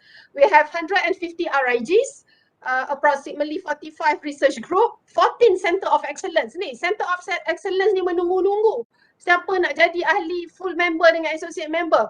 Go and pergi dan offer your expertise and be part of their their team. Tak kisahlah sebagai associate member ataupun sebagai full member. I'm sure they will accept you because diorang pun macam tak cukup orang kat situ ya. When it comes, but they enjoy this 14 center of excellence ni, diorang what they do there kan, apply research, buat research, publish, postgraduate, and then itulah prosesnya. Kalau who enjoys doing or want to know, okay, so that bangun pagi we look forward, because banyak benda nak buat kat COE tu, begitu juga dengan RIG, that is the place for us actually ya. Tapi saya tak boleh lah sebab saya pegang post. So the work culture as academia ni actually memang besides teaching, kita highly research and discovery focus. So because dan when it comes to that tu sebab kita kita apply fund, resources, and then besides teaching ni juga, itu adalah satu cara how we shape our next generation of thought leaders by disseminating the knowledge to students during lectures when based on the findings from our research ya.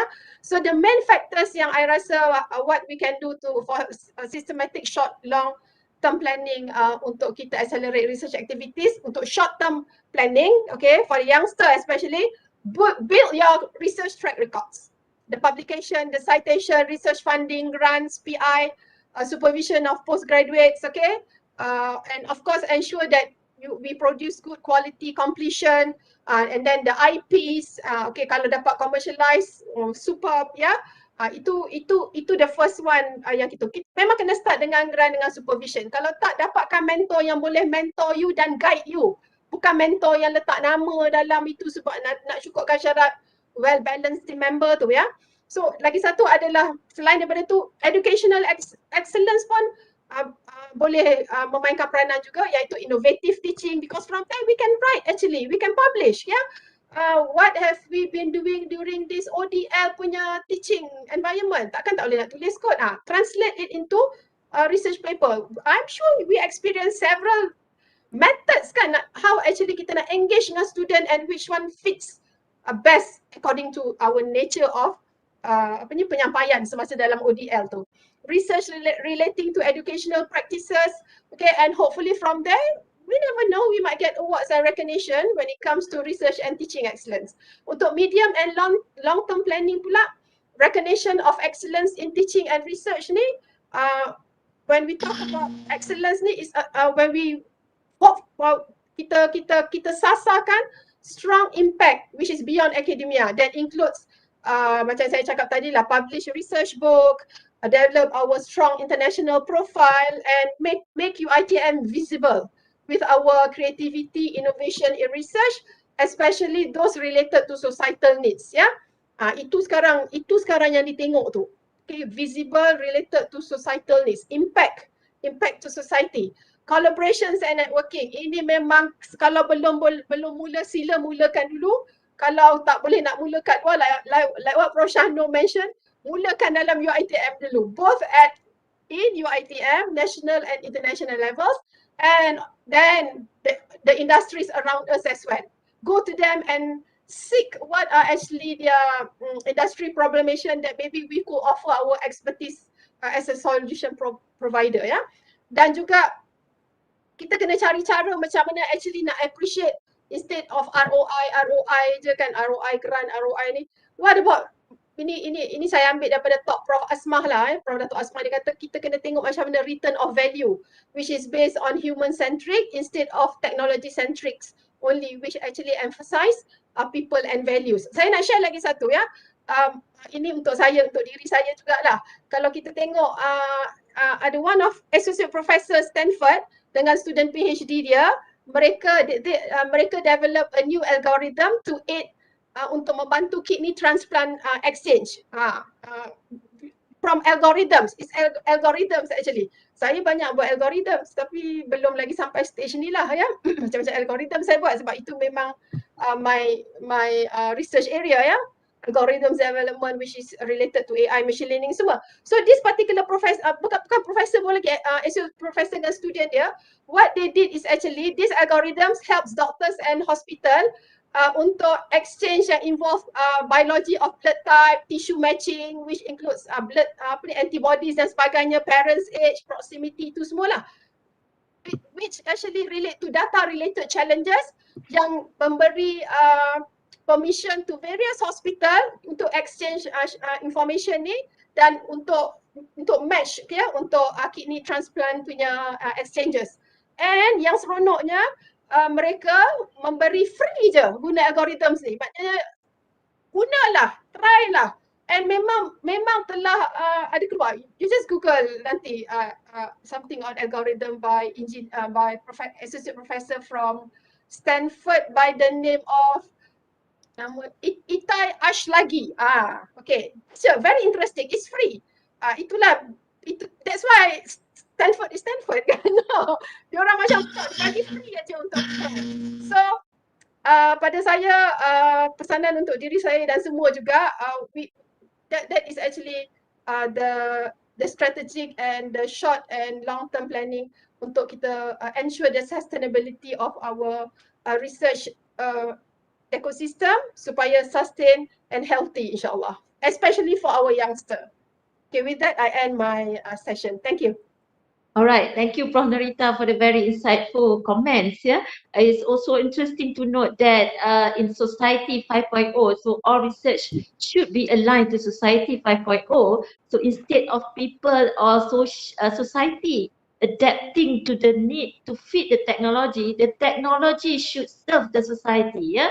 So it's what we call humanizing technology. So I think with that, we can end the round 4 session. So we have got 10 more minutes. Yeah, we have a solid 10 minutes for Q&A session. So Prof. No, can you please handle the Q&A session? Okay, thank you, Prof. Liza. So I have question here from lecturer from branch campus. How can UiTM help lecturers, especially from branch campuses, approach a mentor from faculty, the main campus?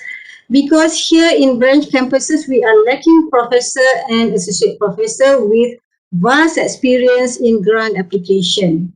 Okay, we have Prof. Dr. Ling from branch campus. So I think I will ask Prof. Dr. Ling to give answer to these questions. Thank you. As a person from branch campuses, actually, I understand your question, and also I understand your feeling, because especially UiTM Sarawak, also we are facing that issue. But right now, the number of professor in this year already increased. This year we have increased 2 more. Yeah, so we have 7 professors at our branch campus now. This means we have more expertise that you can see right now. Now, our feeling, or my feeling, I should say, from my behalf, is how when we don't have expert. Now, first, of course, we need to look for it. Now, how to look for it is, I have shared just now, there are many ways to look for it. You can look into the UiTM, the existing system. You can look into the directory, the expert pool that we have. That is one thing. But just now, I also have suggested that UiTM, if can have a platform, to develop a mentoring system platform. Yeah, maybe can look into this, because if you have special platform for this, and those who are ready to be a mentor, we don't need to force people. Those are ready, they put in their CV, their experience, and a mentee, when they want to look for the mentor, they look into this platform.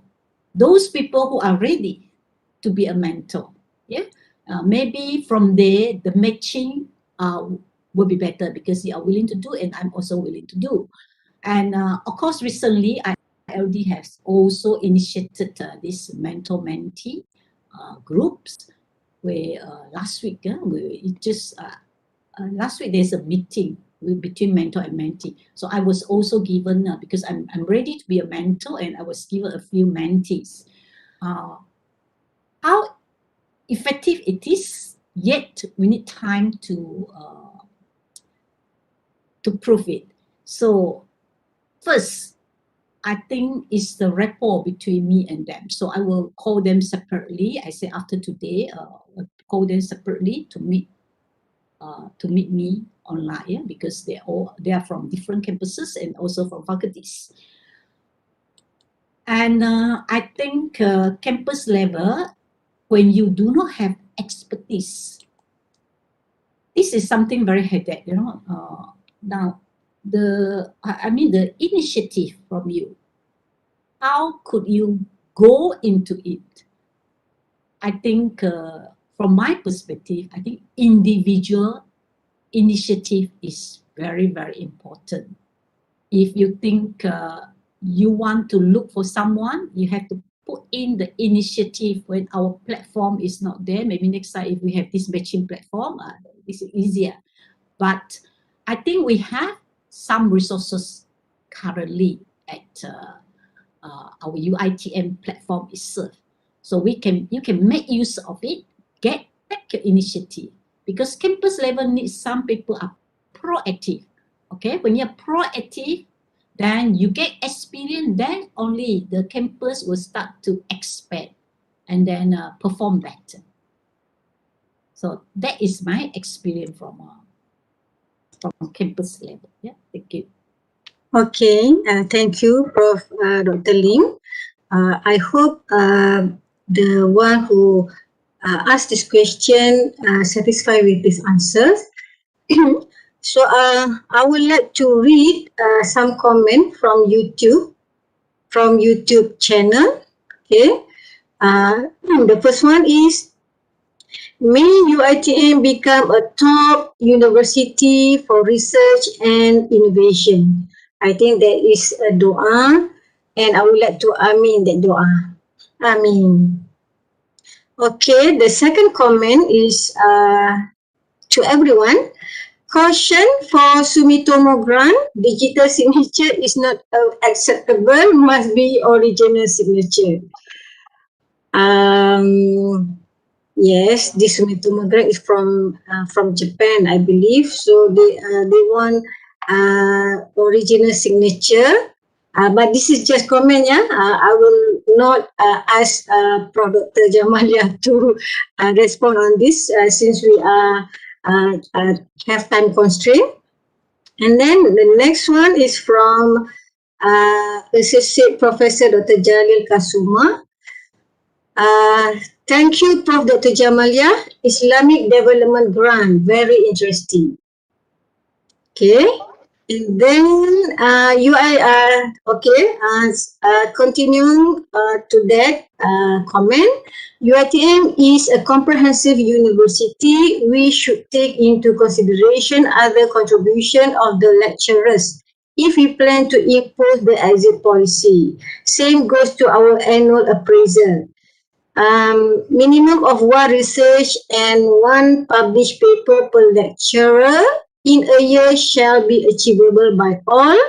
Suggest university provide all the supports to the lecturers who love to research. All lecturers in research track to focus more on the research activities. Okay, so that are all the comments from the YouTube UiTM channel. So, any other question? I think that's all. So, I pass this session for conclusion and wrap up to Professor Liza.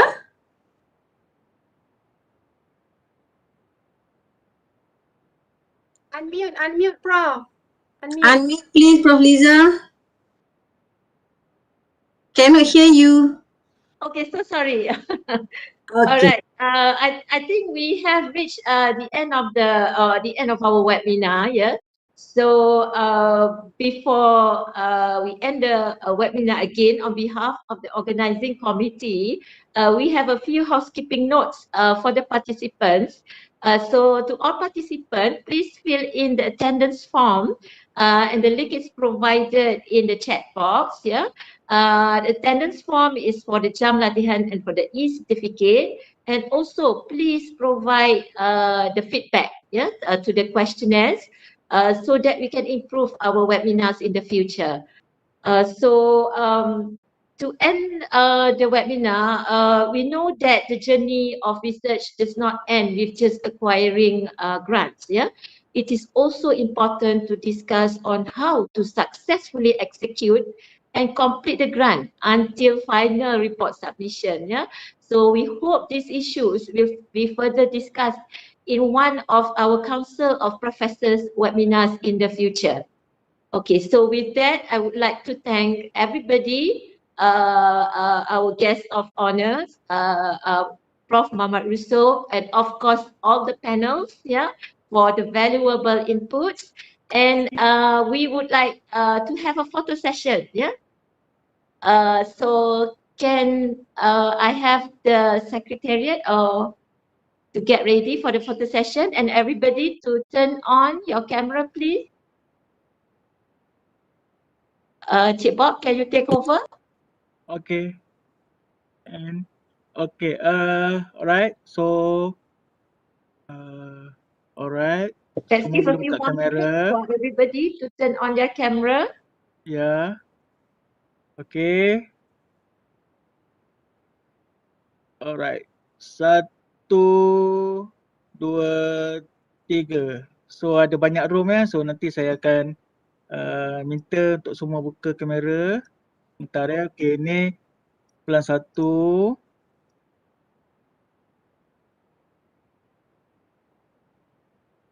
Okay, untuk kumpulan 2. Okay. 1, 2, 3. Okay, kumpulan 2.